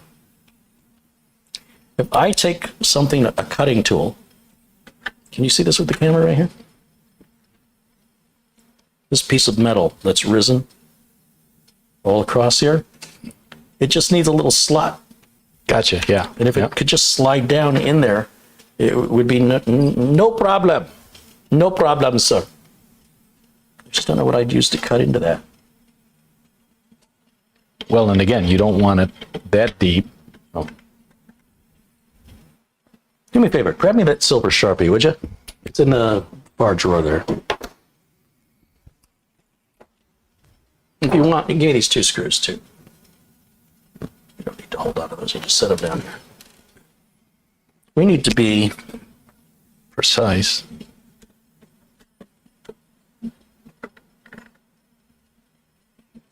right there, yeah? You say so. Well, who do you think was talking? Give me my wire cutters, my angled wire cutters. Are you sure about this? Yeah. Okay. The red handled wire snips. Oh, yeah. People said, Uncle Kerry doesn't do case modding. Can you see what I'm about to do?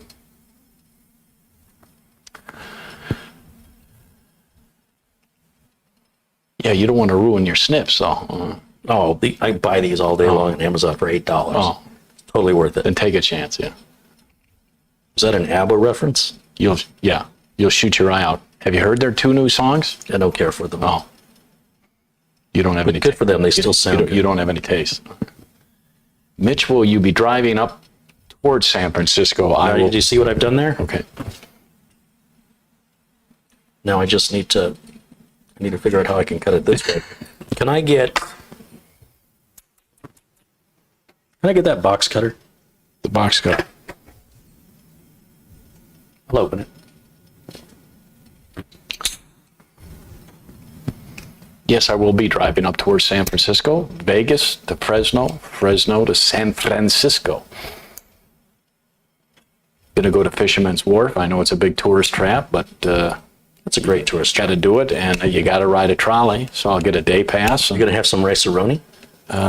Of course, and San Francisco treat. yeah. And what other San Francisco landmarks do chat recommend? Hiked Ashbury. Right. Yep. You could see the Lucasfilm studio there. Because it's only from Fresno into Frisco is only about 90 minutes, so that'll be, and I can't check in till 3 o'clock to my hotel or something. They have a Yoda fountain, like a Okay. statue of Yoda in this fountain over at the Lucasfilm. That's not in San Francisco. It's right there. I mean, forget what that city is. I think it's San Francisco. I'm not talking about I'm not talking about Skywalker Ranch. Oh, I'm talking gotcha, about yeah. San Francisco. They have just type in Yoda fountain San Francisco. Should I drive the motorcycle over the Golden Gate Bridge? I mean, Yes. I've driven over it Yes, twice. you got to go into Sausalito. There's a Yeah. nice restaurant there. Well, there's a couple. And just pick one where you can eat out on the dock. Okay. It's totally worth it. Just watch the seagulls stealing your French fries. Yeah. Are you making any headway there at all, Smedley? All right. Well, nobody's been injured yet. so Okay, yeah. I'm going to call that progress. Okay. Hold on. I don't want that put away yet. I may not be done with it. These aren't the proper tools. But I'm sort of MacGyvering this as needed.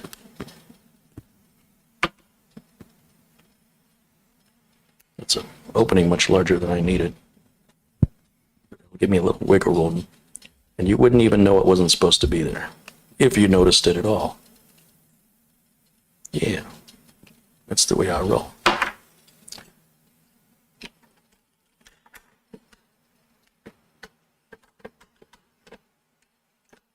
course. It's got to be a little deeper. I made the other side deeper, but not this side.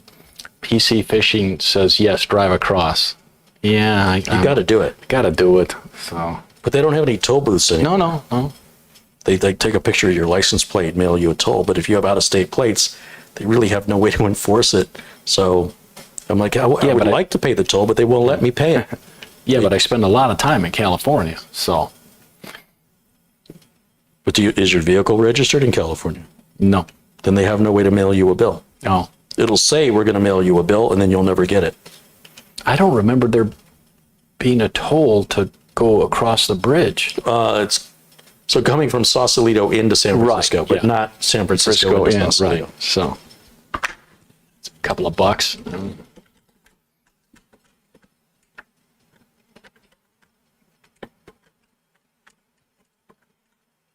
Okay, that's it. This back, you have that back. Plastic bits. Flashlight back. Can you see that close with the camera? What it's doing here? Can you see it, Mitch? See what I did? Oh, yeah. Now, with those little screws, we can secure that back down. Wouldn't expect to have to do that on a $10,000 build, but what are you going to do, you know? Kind of feel like it still could go down a little bit more. Feel like it's... something's hanging me up here. And it might be... oh, I know what it is. It's the support. I need those cutters one more time. It's the support right in here.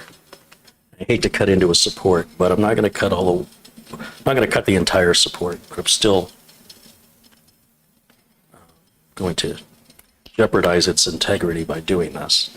Larry says, Mitch, go see the Crooked Street, Lombard Street, of course. It's a must for your motorcycle skills. Can I not put my feet down? Probably not.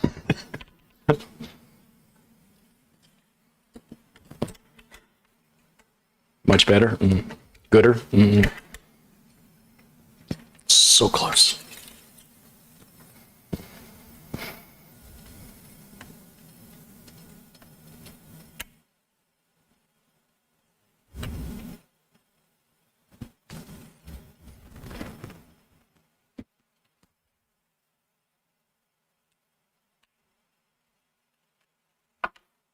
Just trying a little bit at a time, you know? Still not quite there. Still hung up. Probably have to do the other support too.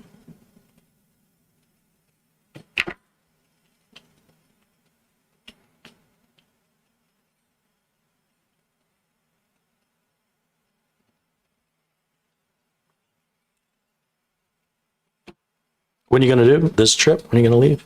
Sunday the 19th. Oh, you're leaving, we're all leaving at the same time, huh? Oh, yeah. But I'm going to get up, not at sunup, but I'm getting going by about 7 o'clock, and I want to push it on up to Vegas. It's only 5 hours. I want to get up there before the heat of the day. Sure. That's better, but...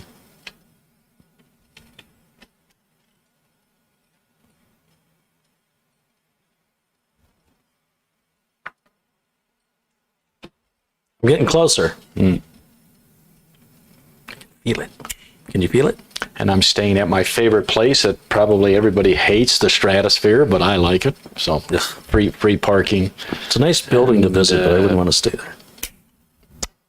I like having a drink that You can night. get that pretty much everywhere. Yeah, It's Vegas. up high, so.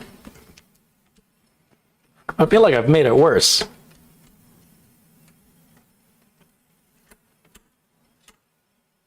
Are you sure you want to be a brain surgeon? I'm just checking. Nope. Okay. Still on the fence about that. Okay.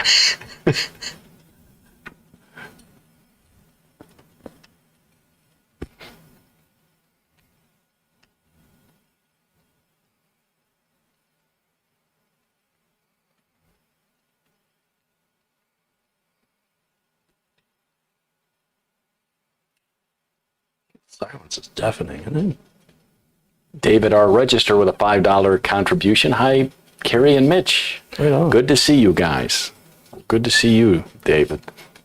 Thank you.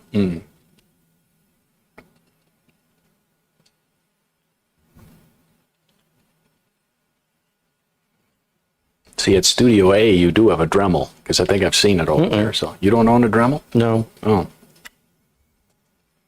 I have a soldering iron. That I just like saying Dremel. All right. No, I don't have one either, but I want one for my tools. I see them at Home Depot all the time. This doesn't have to be a smooth, perfect cut, once it's on.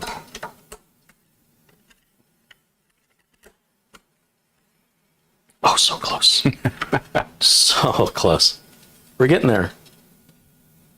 Just a little at a time. A little bit more for Santa Claus.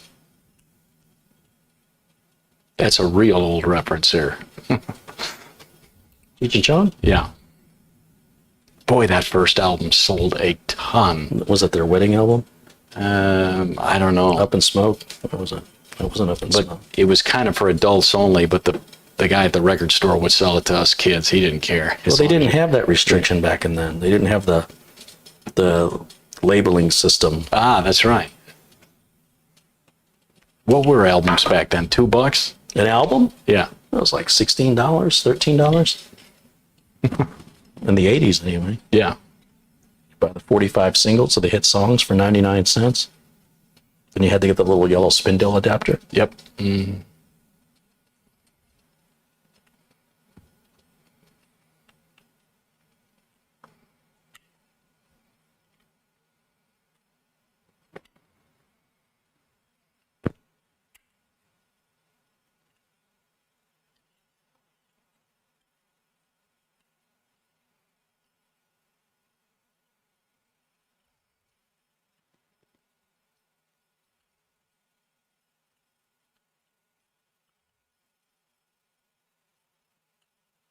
So you're going to be gone when the new Bond film comes out. Didn't it come out I'm not worried about it. October 6th? I'm going to go see it on IMAX, if it's available on IMAX. I got it. It's perfect now. With the screws, it's going to secure it down. What happened to the... So we had two of these. Did I drop it? There's another one of these somewhere. Oh, it's on the end of the driver over here. Okay. So if I pick this up now, bring it up like this, and then put these on. Turn it towards the camera. The camera has legs. There you go.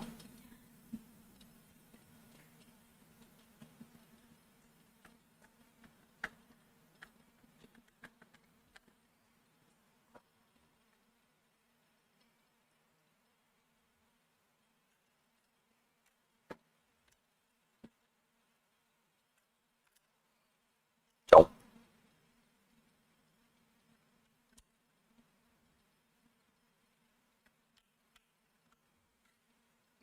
I'm holding it.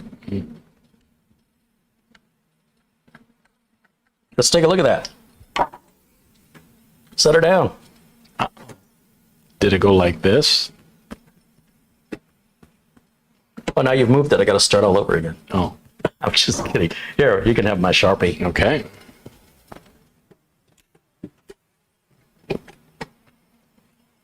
Ta-da! All right, Mitchell, there's 4 screws. Put that driver away, please, and use this one.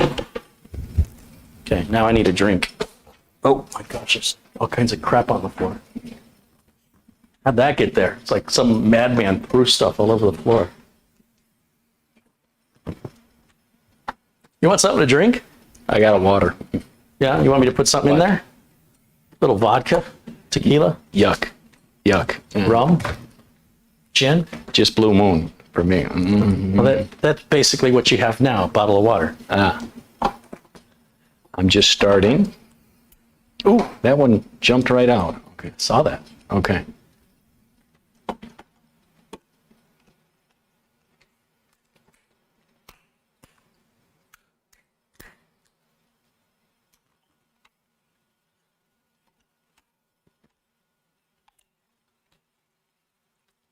Okay, I started them all. Can I tighten them? Yes, please. Can I? Opposite corners. Boy, that It doesn't matter. Boy, that Opposite corners only matters on like heat sinks. Just till it stops.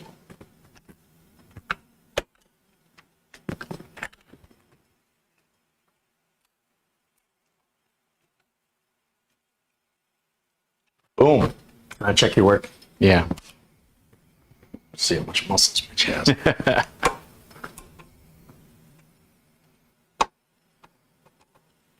That one was a little loose. That one was a little loose.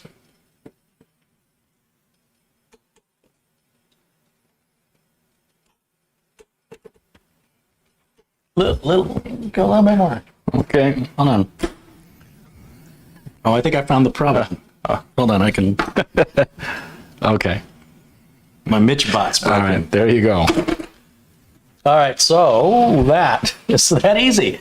So if we didn't have this I/O cover, it wouldn't have had to do that. But you can see where I had to cut it, where this metal lip is here.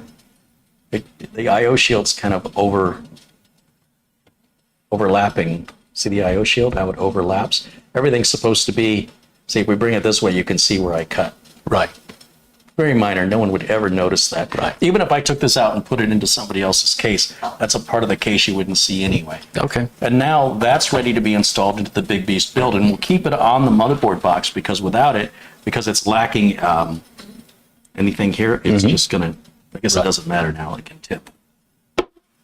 Right, it's not gonna go anywhere. It could gouge my lazy Susan, but yeah, that's ready to go in the Feel the big weight beast. of that now. Yeah.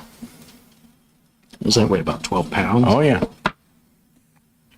And then I've got little plastic snippets here. I want to wipe this down before it. Now, are you ready to lift Big Bertha over here? I guess. Yeah. Let me limber up. Got a week back. Yeah. How long have you had it?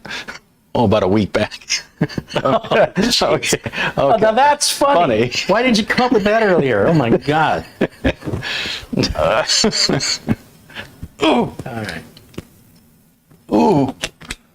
Because that is heavy with, okay, so we gotta do something I gotta here. clear some space. Here. I'll just take the whole AC Susan. What did those go to? Just send them over there somewhere. Just right over there is fine. I don't think they're a part of this build. I think they're a part of, something I was doing yesterday. No, it was when you had the, when you had that flipped over, those were in it. When I had what flipped over? The metal power supply shroud. Oh, yeah, those were to hold the power supply shroud on. Yeah. Yeah. All right, give me that. I'll be back. Yeah. No, you don't so have to go yeah, away. so you had that and that brace. Yeah. Yeah. Were in the power thing flipped over. Sneeze. So. Hold on.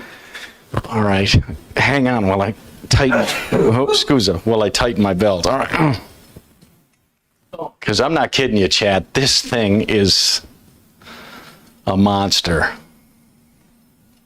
But bend with the knees.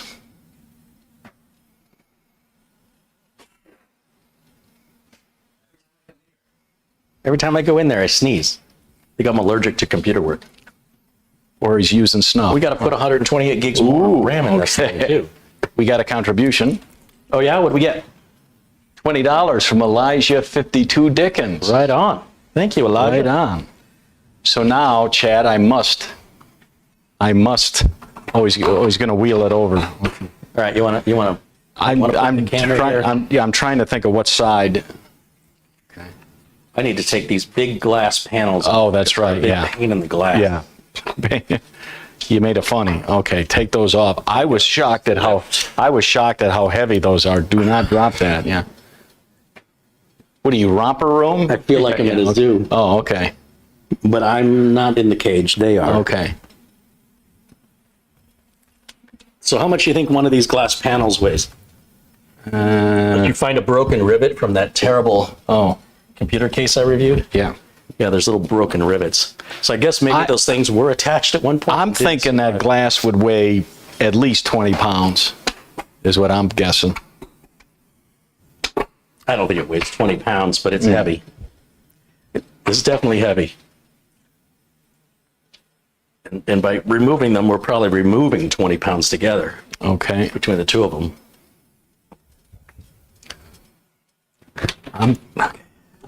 Didn't you take the front? I took the back, I think. Which do you prefer? The back. All right. Well, how do we line this up so we can get to it? I guess, here, let me move. Larry said if I mail him the bottom, he could Put casters on wheels them? on it, but I can't do that I till think we're you and I, instead of like going around, I think you and I, from here, we just walked it over and set it up on there, didn't we? Can you, is that okay? Yeah. So that way I'll lift and then you come to me. Here, let me move these and we'll set it up, and then once it's on there, we'll pivot. So Okay. let me just bend with the knees. Yep, bend with the knees. Cameraman's laughing. All right, here we go. Get steady now. No, we'll That's a real good. Yeah. Okay. Okay. I like this view. Okay. On three. One. 1, 2. It's still not too bad. No, that's not too bad. We'll get it on there first. Yeah. Okay. We won't scratch. We'll just get it on Let's there just first. leave it like that for Okay. right now. Let me move this out of the way before it becomes a Three Stooges episode. All right. Whew. All right, come over here. Yeah. Let's take a look at what we got going on here. The first thing I'd like to do is add, so you see we've got, each one of these sticks represents 32 gigs of RAM, 32, 64, 96, 128. This is a matching set of RAM, $629 plus sales tax. Whew. Made possible through contributions from Super Chat and PayPal and Amazon gift cards that enable me to reinvest back in the channel for a completely pointless build. 256 gigabytes of RAM. And that several people think isn't going to work because the website has not been updated with the latest BIOS information to Okay. reflect the maximum RAM. Sort of like what I thought might have been happening with the Samsung website, which turned out to not be the case. The Samsung website with regards to that 980 driver was in fact correct. So we're going to find out if the website's correct about this. When would be a case where you would use all of that RAM? Is there any situation where you would use all of that? There is, but I can't tell you. Okay. Going to be mining me some Ethereum. Oh. About to go up 10 times its value. Matthew says, holy cow, that is huge. Yeah. It really does need wheels. It needs casters. Yeah. Because nobody's going to, once you set that on wherever, you're never going to move it again. Did you hear the click? All right. I did. All right.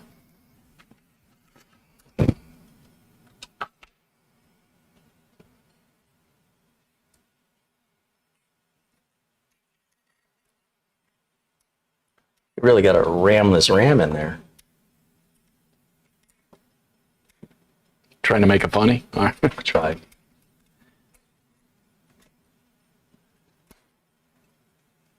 We will call this PC Big Bertha. BBB. I see my, what did I do with my glazes? Set my glazes somewhere. They're not there? No. See what happens when I don't put things back where they belong? I don't know where you would have taken them How about off. a flashlight? What a flashlight.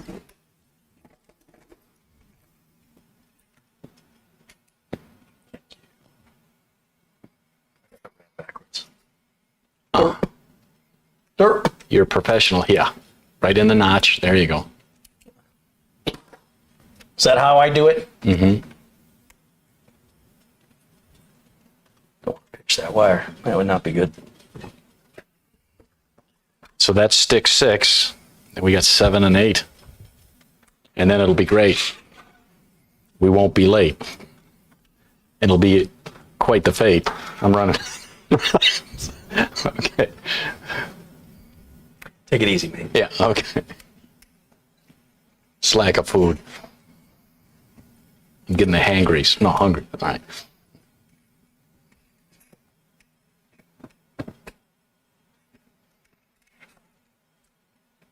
Sure you don't want to visit the junk food wall?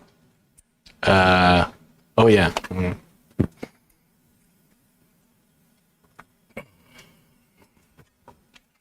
Well, that one's really, It's a lot easier to push down on the RAM when the system's laying flat.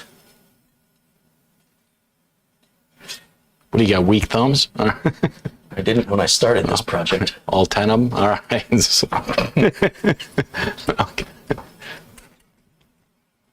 Oh, my bad. All 12 of them. No, I see your point. But is it showing through my Yeah, head? it's on top of your head. All right. So, Yeah, you can see there's no issue with the pipes here Okay. in the RAM at all. Cool. Lots of room. I think we're ready to test fire the beast just to ensure. Well, let's just see if we get 256 gigs of RAM. You can have that back. okay. We have the additional Go Faster stickers. We get 2 in the box, so That says something. that means we have 3 now. I mean, it'll go 3 times faster. Okay, we don't want to scratch the counter, so you want to Well, this lift has it. rubber on the bottom of it, so it shouldn't scratch the counter. It should just slide. Let's just put it right there, just like Okay. that. And then I set the glass panels on top of the cabling, so give me a minute to.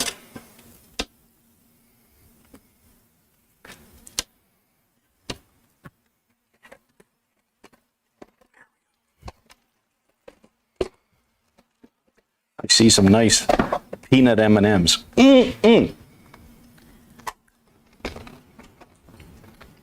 It's how I pay Mitch Morrison is in peanut M&Ms. If he's lucky, he'll get a bonus and get some blue ones. Yeah.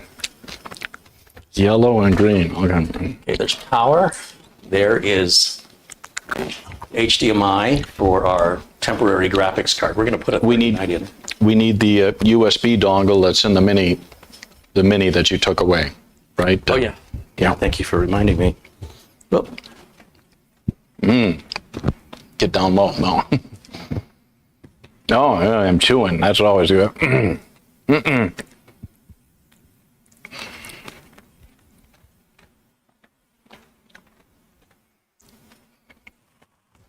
all right, so USB dongle. We'll just put that in right over here. Now, if you move the camera back here, you'll see we've got a power switch and a reset switch, and it says ITX. That's for the little board. That's the power to the little board on. Gotcha. If you look down here, we've got the I/O shield cut out for the mini board and the power supply cut out right here for the Yep. mini form factor power supply. Okay. And then we have a metal shield that can go over this if we weren't going to utilize these 2 Right. holes. And that screws in. That we removed earlier in this series of build series that we've been working on here now for 6 weeks. Okay. And yeah, I'd say I think we need to turn it on. Give the cameraman a break, and Yeah. we'll We'll do that. I don't know which keyboard. The Artec one is these 2 Artecs go together. Okay. And then I'm going to go over to camera 1. And that'll be, where's my camera 1?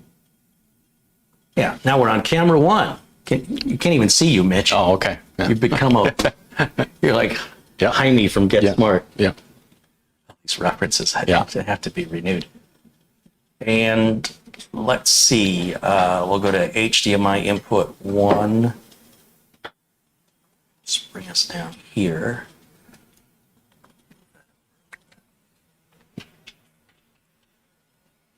You want to power it up? Yeah. Switch on back here? No? Okay. Now, Here we go. Let's see if we get 256 gigs of RAM.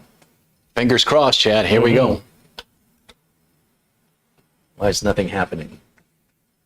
You hit the power button? Yeah. I did flip the switch into the on position, or did I flip it into the off?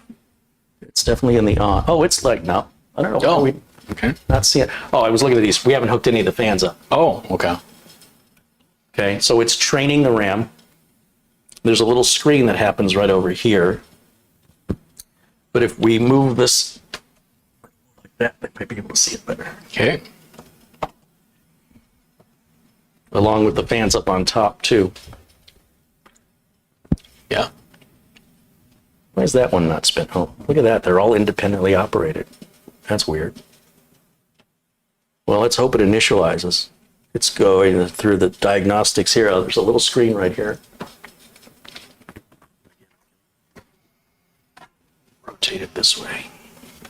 So people can see that little diagnostic screen right there. There it goes, our fans up here. And then we'll have all this lit up in the front as well. Now, hopefully it'll boot into Windows 10 and we will check it to make sure we get 256 gigs of RAM. Rampage. All right, the Which mouse? the Artec mouse. Thank you. Keyboard too?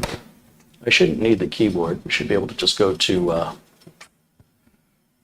didn't run the optimizer.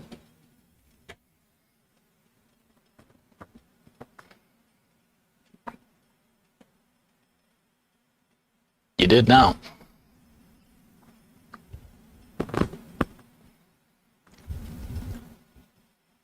Right click, properties. How much RAM does it say we have?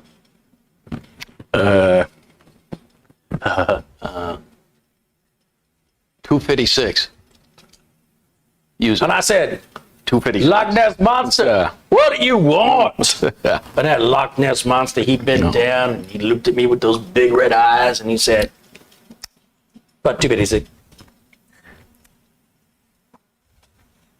So yes, 256 does work. Haha, take that. Now, here's where things get interesting, Mitchell. We need to power this off, so we'll go back over here. We'll close this. We'll restart for the optimizer tool. Let's see how long it takes to restart this system compared to just a regular system we build. It's going to be pretty much the same.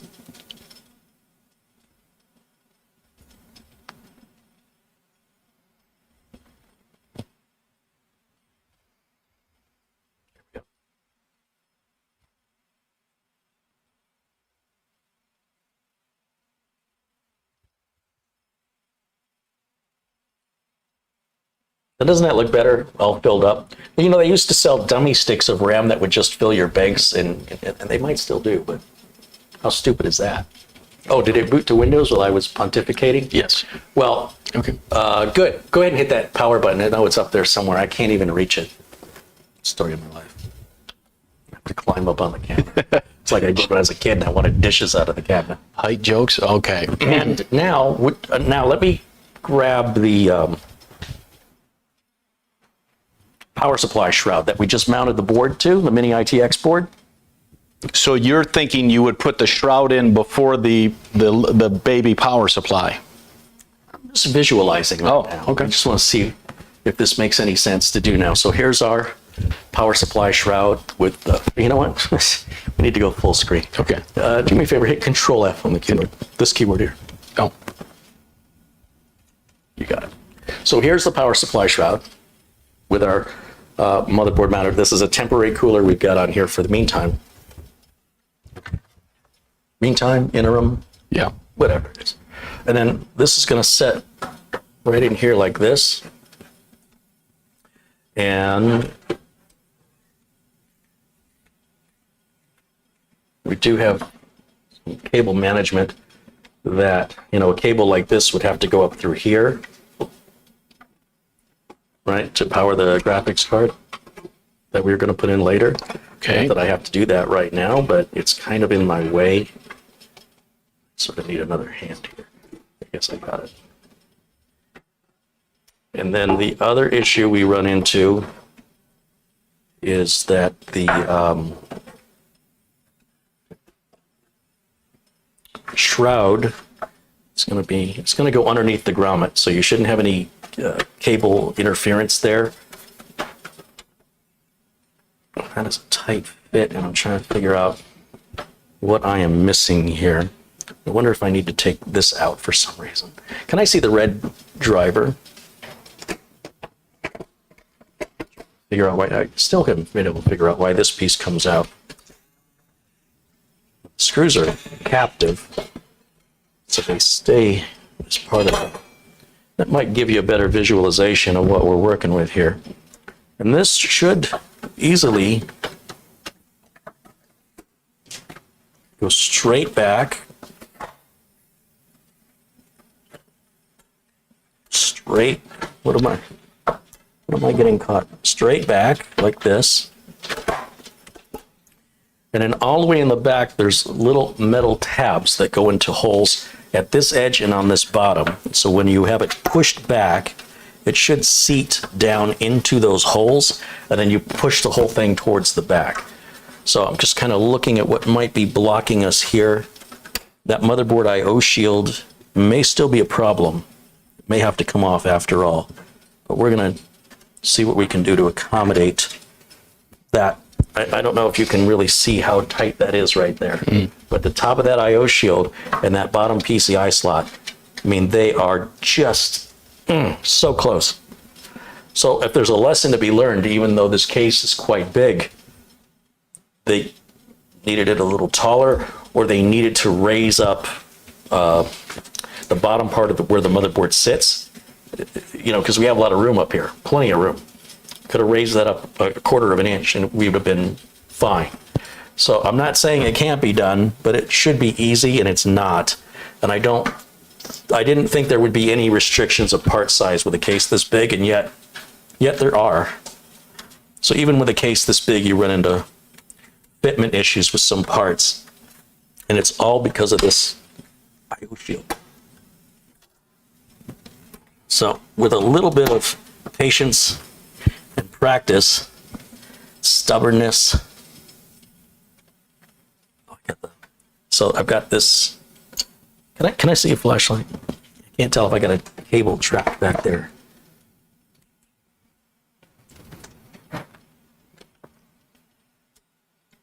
Oh, no, it's fine. That's fine.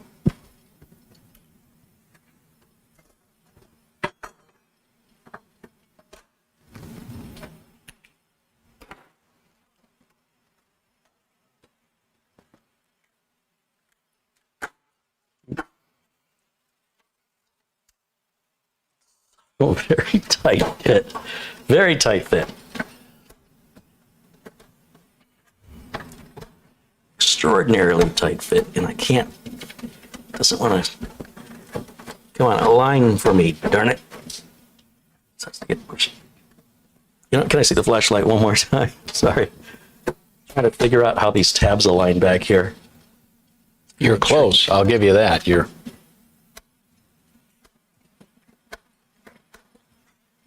I know I'm close. Yep. Oh, that felt better. Something's still not. Ooh, that felt good. I think we should be able to slide it forward. There. Yep. You're flush. Mm-hmm. Is it flush? Mm-hmm. Doesn't look flush from here. Okay, remember those 2 thumb screws we took out? Yeah. Right here. I gave them back. I gave them back to Put them you. over here. I think I put them with the motherboard stuff. Yeah. Can I see the red driver, please? Yep. And this is going to go way down in here. Yep. Oh, you.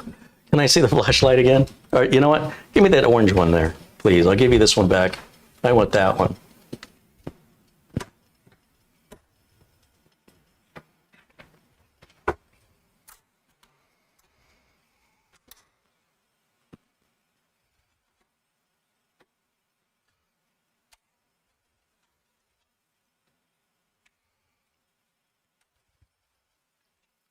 I'll hold it if you want.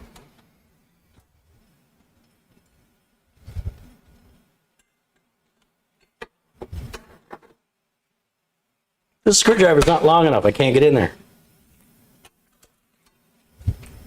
I'm gonna need, we have that Scythe Mugen 5 driver. Yeah.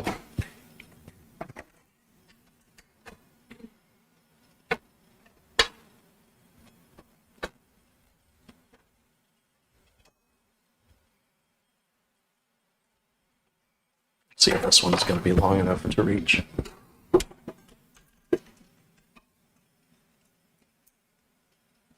I'm sure this could come out. It must come out. Oh, I'm coming at this from the wrong side, Mitch. That comes in from the other side. Oh. Were those the glasses from out there, or are these the glasses? Oh, they were over there. Thank you. Yeah. Yeah, so on this side, over here, this should go. Gotcha. Yeah. Coming at it from the wrong way, ladies and gentlemen. That is not how I took it out. I took it out from back here. And if I could spin the case around and show you, I would, but just take my word for it. We have it in the previous video. And those are just thumb screws. They just have to be, you know, finger tight. I generally take them a little further than that just to help secure things for peace of mind. Like this one's turning a lot more because it's not exactly lined up straight. Yeah. Still got a ways.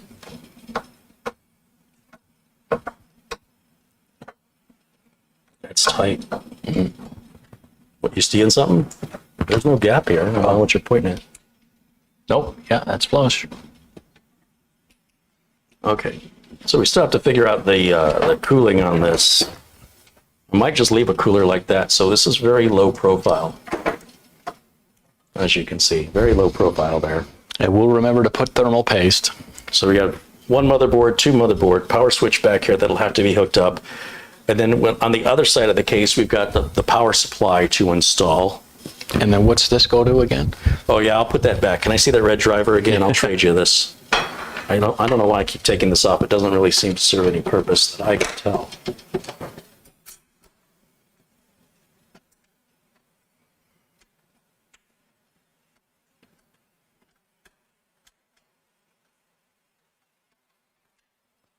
Thank you.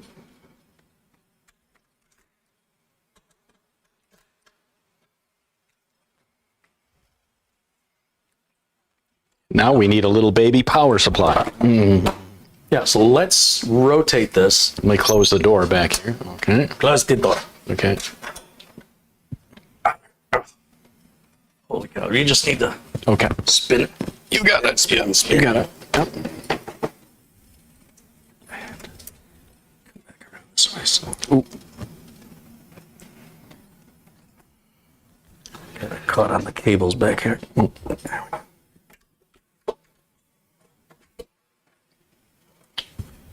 Bring this around.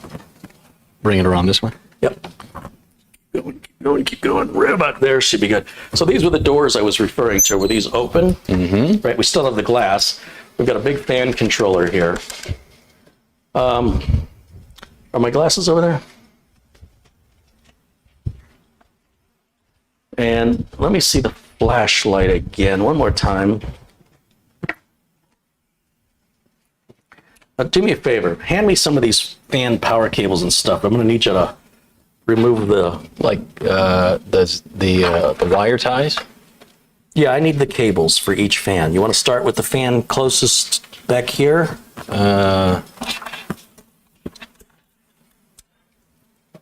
Okay. Got wire ties on them all, so. I'm a little confused.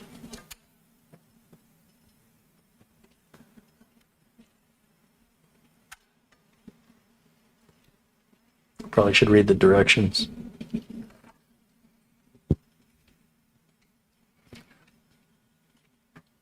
How exactly are those going to get RGB? The sticker says 2 RGB hub. Yeah, well, I thought that's what this is.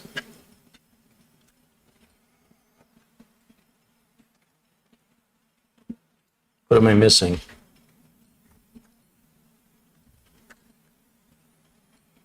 And there's only 6 here when I need 8. Why is that? Wasn't there a separate one that came loose that we were gonna? Well, now I remember why I didn't hook up the fans. Do we have the small power supply there? Oh, it's right at my feet. Yeah. So the power supply, ladies and gentlemen, that's going to go. See? We want the fan facing outward, and we need the cables going in the case. So that's going to orient in that position.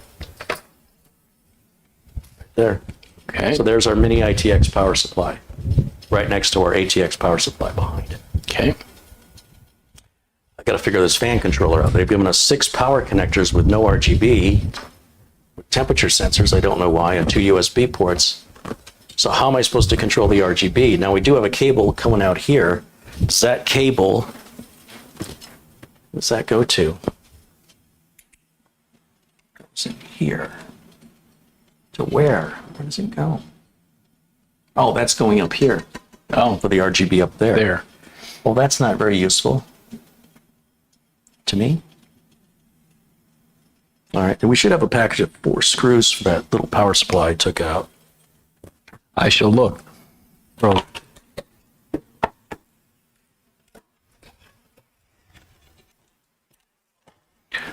Nothing in the box. This might be them right here. Yeah, this is them. Can I see the red driver again, please?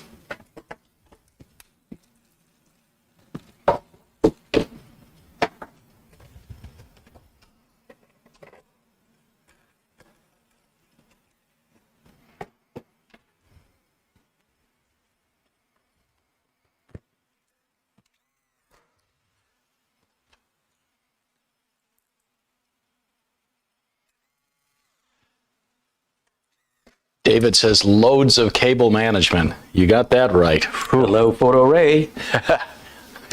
His work's cut out for him, Chad, on this one. This bad boy. Oh. Yeah, but it's got lots of cable management Yeah, consideration. and there's plenty of room. It's not like it's a tight fit.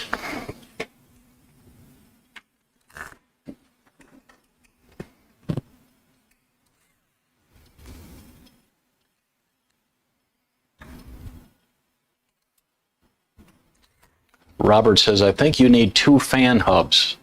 Okay.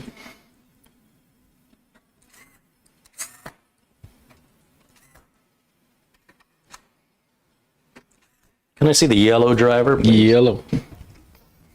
Yellow.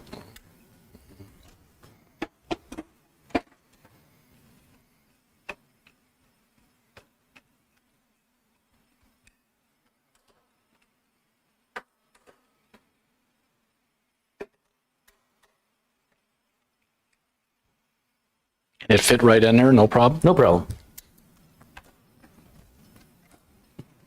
So there's our mini ITX, and then that connector to feed our motherboard. We would either, I mean, this is a short length connector here. Okay. So the question is, do we bring it in up here? To be ugly. Do we have enough cable length to bring it?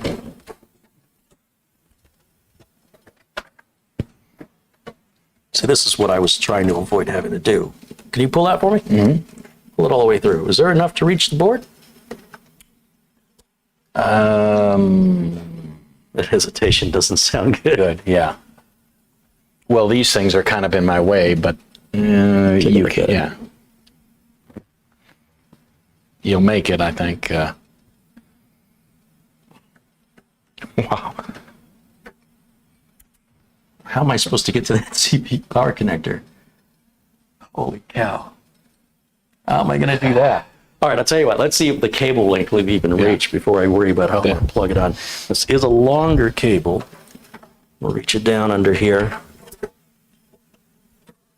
If I can find the grommet. Found the Wallace. Couldn't find the grommet. Come on now. Got it. How much left? More? That's pretty tight right there. That's it? That's it. Sorry, Charlie. Not happening, huh? That's what I was afraid of. We have to somehow come in with the cabling where they've not given us a place for that. Can you buy an extension? I can, but I can also just try a different cabling route. So I'm going to take that one back, Okay. and I'm going to pass it through to you using this grommet right here. Pass that through. Got it. More slack? Yep. It'll make it. Yeah. That's fine? Yeah. So if we come around here, go ahead and turn on that camera. We'll have the camera move around the computer because we can't, obviously we can't rotate this around. The Lazy Susan's too small for this. Let's bring on the wireless camera. There we go. And you'll see what I'm working on here, which is, You want to bring it, under.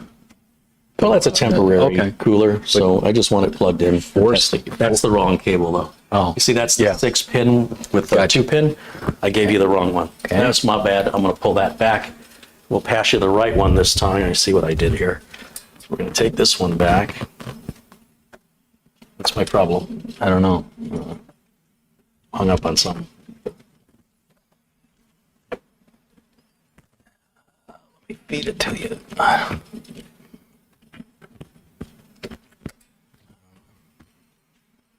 Don't pull it, but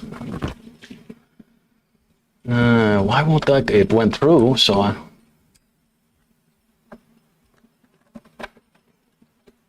Okay, this is the one we wanted. Okay. Right here. Got it. There we go. Not quite sure if they intended it to be used that way, but they didn't really give us any choice apart from an extension. And so right back in here, Way in the corner. yeah, way in the corner. So actually, much easier to do this than what I did last night on the $200. Oh, okay. Yeah, it's totally doable. Forceps? No, you can do it with your hands? Yeah. Once I get it aligned, just like the RAM, you get it aligned in the socket, and then once it's aligned, you should just push it down.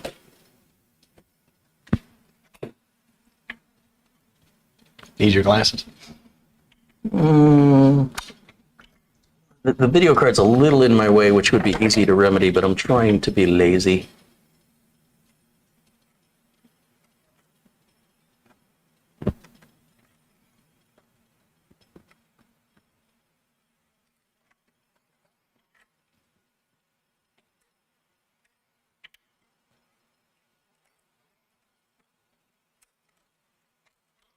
We're close.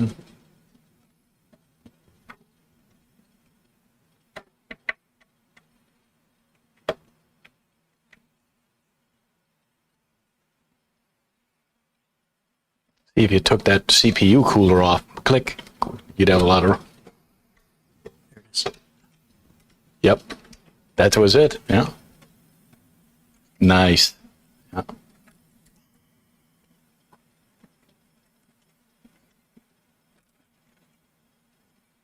Well, that CPU's cooler. The CPU cooler's coming off anyway. Anyway, But yeah, I can't see the cooler if I unplug it. So if I wanted to route it around there, even Yeah. removing the clip, it'd be easier to pull the power supply shroud out to redo that. It's all an afterthought. But that cooler's not staying on, so Right. don't let the cabling okay. fool you. That's the board hooked up there. See, with a taller cooler, you could see how it could interfere. Here with the with And if our we put a liquid cooler, we'd have to put up here. a radiator here, but then we can't get the fans to match necessarily RGB. Right. But maybe we could if we get the same fans with an RGB controller that allows the fan power, the spinning of the fans controlled by the water pump, but the RGB of the fans to be controlled with the RGB here and here. But you'd have then to- everything would synchronize. But you'd have to order a 240. Yeah, right? that'll You be a don't have 240. Yeah, Correct. so, yeah. Not a 280, but a 240. 240. Maybe a 280, but we'd only need a 240. Yeah. And this chip won't even get that hot, so maybe Right. just keeping it a dark Yeah. air cooler here with two more of these front fans in the back and have all our RGB sequenced. Yeah, so that hooks that up. And then of course there's way up in the back here, this is your power switch and reset switch cables that would need to be hooked up to the motherboard. And then we would be able to power the board on and reset the board with these buttons back here. And as for cable management, the thing about what makes cable management difficult is when you have to bring the cables in really thin. If you come around here and you take a look at these cables, it looks a little nightmarish, but you're going to handle one cable at a time. And then you've got all this room to work within, and then you close the doors and cover it up anyway. Right? And then, so if you didn't do any cable management, it would make working on the system more difficult. But as far as how it looks to, anybody who didn't know any better, totally, you know, Hollywood style here where it's all a facade. You just cover it up.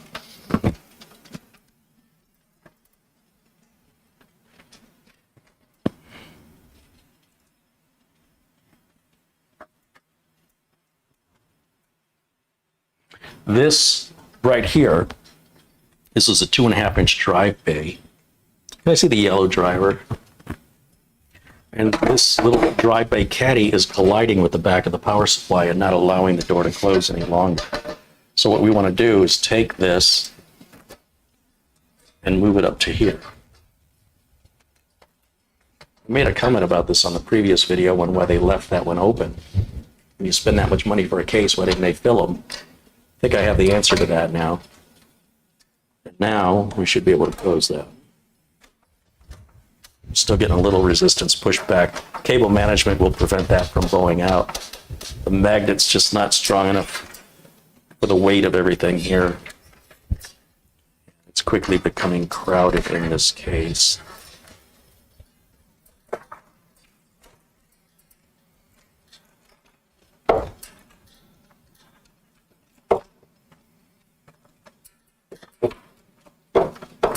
Where's Photo Ray? Yeah, we're not ready for him yet. No. He may not be ready for this. Yeah, we're still getting a little pushback on this.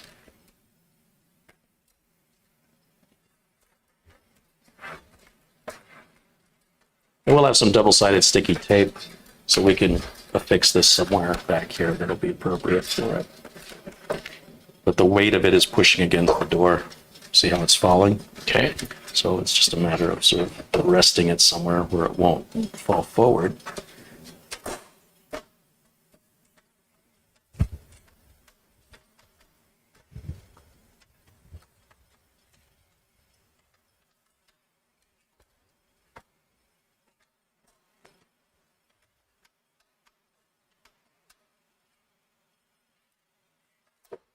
You see the holes here? Those are there because that's where your power supply is going to draw air in. Ah.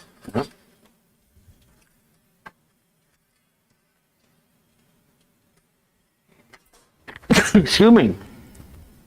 That Nutty, did you sneeze? Yes.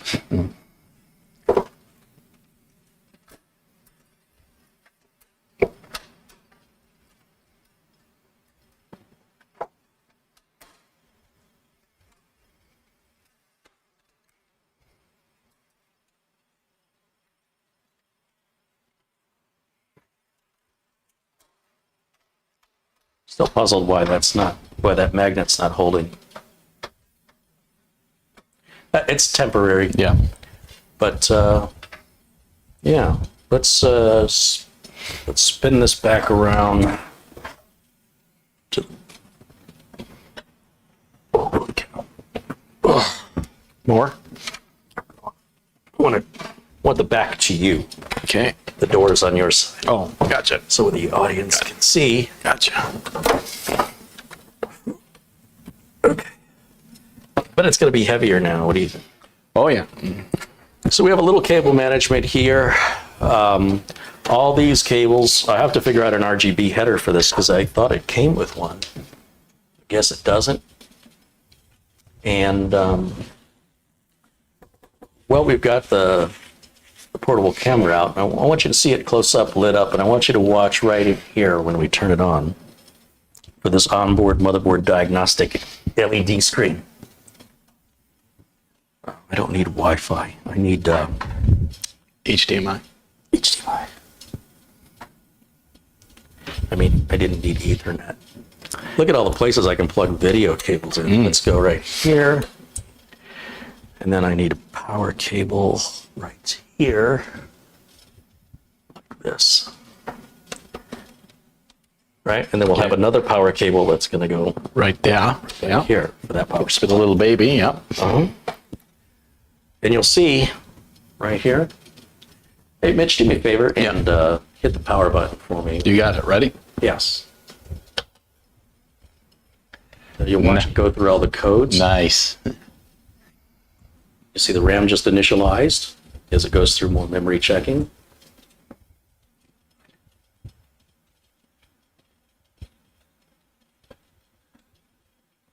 it's training the memory. It'll turn right back on. John Paul says, spike those likes. Okay, so I'll get this cable managed here so it's out of the way. Yeah. 256 gig. Yeah, isn't that insane? DDR4 3300, 300, or 3000. I mean, Whatever the package said. We don't have XMP enabled at this point anyway. There goes our CPU checking. 3600. 3600. Yeah, That sounds expensive. DDR4, that's fast. Wow. There we go. Now it's at the VGA section. It should start booting. Now, of course, we don't have it on that screen, but, oh, HDD code. It's all normal. This is all your normal checks. As it proceeds, it progresses forward. And now it's booting.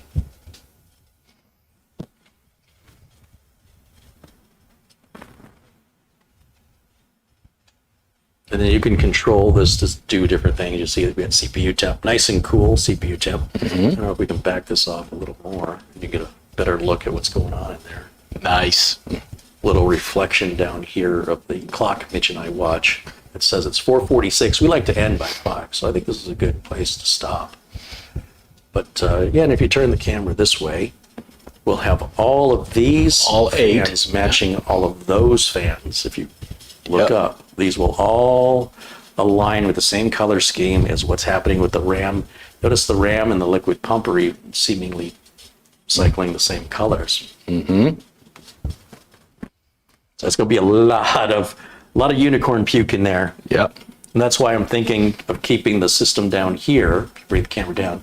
Make this a little more subtle. Yeah. And then by having the same RAM, it's not. There's no way it's going to synchronize. Right.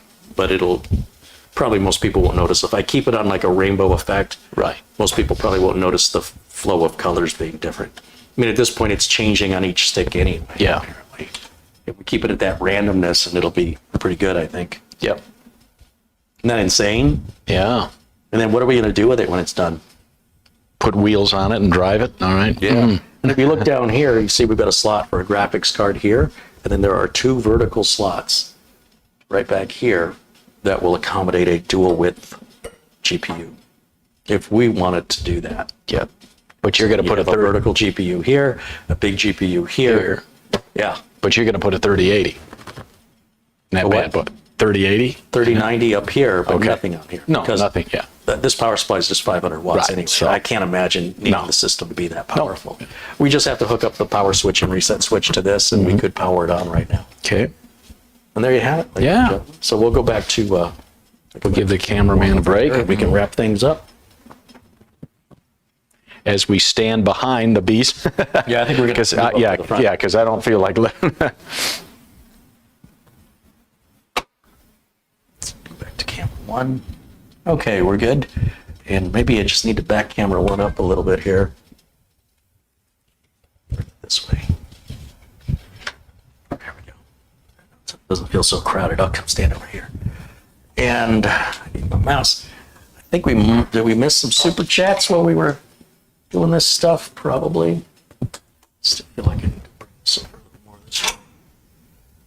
Let's take a look here. Richard says, hi, Carrie and Mitch. Hi. I wish I was. No, just kidding.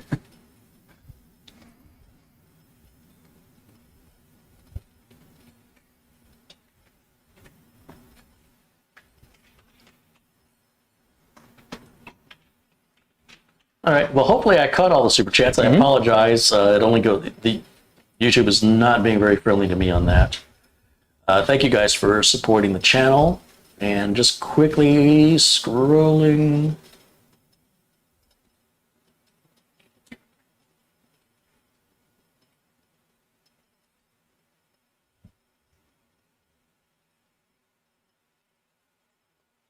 Oh, excuse me. Let's see.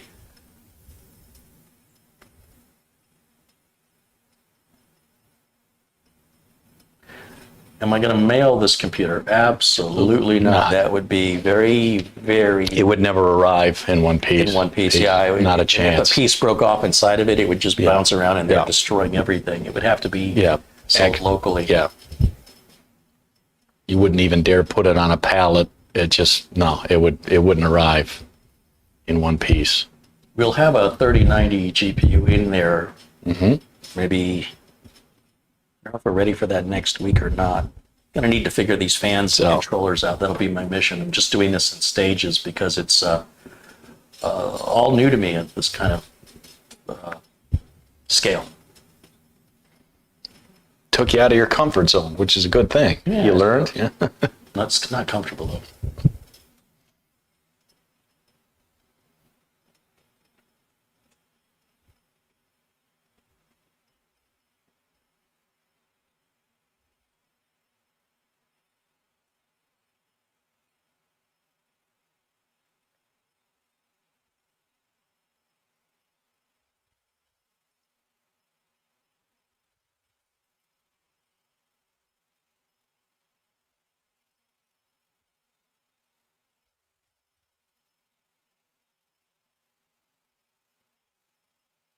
Power says, nice system. Good job, Kerry and Mitch.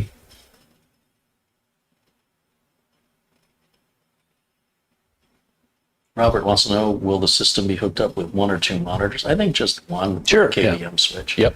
Thomas Backetstow saying hello again. And Patrick says he sent a super chat, $5 towards your new engine lift to help with the heavy PC build. Yeah, right. Thank you, Patrick. That's Patrick Rousseau. Larry says to me, no, thank you, Kerry, for supporting the community. Joe Harney says, where are you getting these video cards? I cannot tell you that. Right. But I can tell you, you can find video cards everywhere. They're not hard to find. You just don't like the price you're saying. It's not like you can't find them. Right. You just not want to pay Pay that the price. Marty UL contributes $20. Hey, Marty, thank you so much for your continued support. Yeah, there's no problem getting the graphics. Yeah, it's what you're willing to pay. Yeah. I happen to get quite lucky and picked up about 6 graphics cards right as this whole issue started. Right. And it was a situation where I already knew it was going to get bad, and I was told that I could get 6. They said, would you like one? And I said, well, how many can I get? And they said, I can get you 6. And I said, well, I want 6. That was the last time. It's been over a year. And I still have about 3 or 4 of those 6 left. 3 are left out of the 6. That I'm very reluctant to sell them at their market price, because if I'm going to sell them, you're not going to get them any cheaper for me, because then you could just turn around and make the profit that I didn't. Right. So for business reasons, I just prefer to not sell them and be involved in that. But yeah, the graphics cards are widely available on eBay if you want to pay those prices, or numerous other websites. So. Of course, Newegg also has their shuffle deal. You can always watch Best Buy, but the retail prices are still ridiculous, in my opinion. Rock and Rob with a $5 contribution said, 5 chapters into this story, it's turning into quite a cliffhanger. I love it, fellas. It's looking great. I can't wait until chapter 6. We will do one more chapter next Friday, then we'll each get some much needed time off, get the hell out of this heat. This heat is so bad. And for me, I get to go back home and have a long 2,000-mile road trip ahead of me that I enjoy that so much. And we're going to go visit Uranus. And for me, I get to live dangerously on a motorcycle at my age is something totally stupid. But you should drive your motorcycle to Uranus. Yeah, but I'm doing it anyway. Okay. Uranus, Missouri. It's a fudge factory. You get fudge from Uranus. And it's over in the sort of the top half of Missouri, right off of the interstate. And it's this little, I don't know if it's an incorporated little town. It's got its own mayor. You can even go on YouTube here and type in Uranus, Missouri, or Uranus Fudge. And it's the guy who owns it and created it. He's got all these little fun videos. He's kind of a wacky guy. And it's a real place, and it's big, and it's just a lot of fun. And we probably stopped by the world's biggest candy stores. They have all these little places that if you're driving with kids, you know, they put the billboards up 60 miles back. So you can course, hear yeah. the kids go, can we go there? Can we go there? Can we go there? Are we there yet? For 60 miles, for an hour, you get to listen to that. Right. And then at that point, you're like, yes, we'll stop. Oh my gosh. And then you get the kids some candy, And they're which really, is way overpriced. yeah, and then they're really bouncing around in the car. PC Fishing says it's 60 degrees Fahrenheit in San Francisco right now. Yeah, sweet. All right.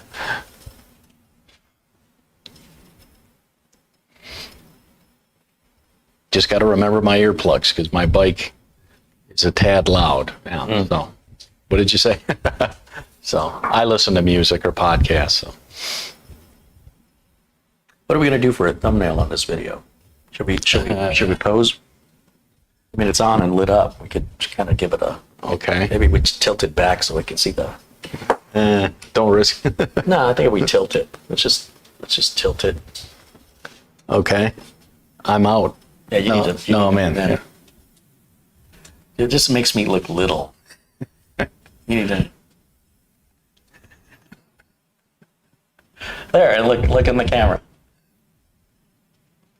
Right there. There's our thumbnail right there. Try to look sincere. Okay. All right. Here we go. You make a terrible face. That's Just like enough. the worst face Okay, ever. okay.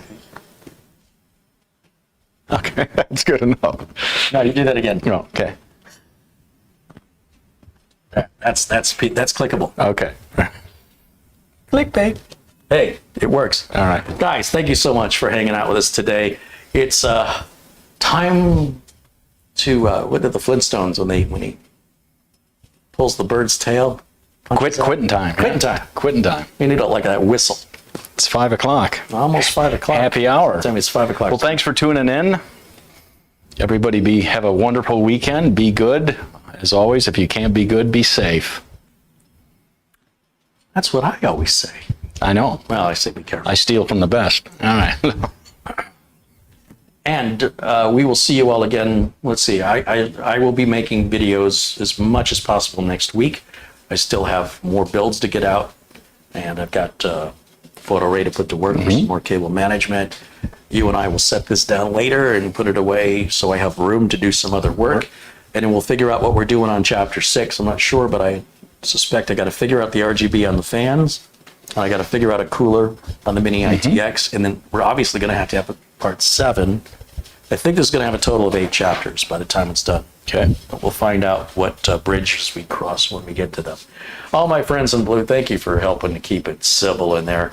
You know, I found a little trick that seems to be working. If I force the ads to not be skippable, the video ads on monetizing my channel, the very few trolls or bots show up. Huh. But if the video ads are made skippable, then they seem to flow in.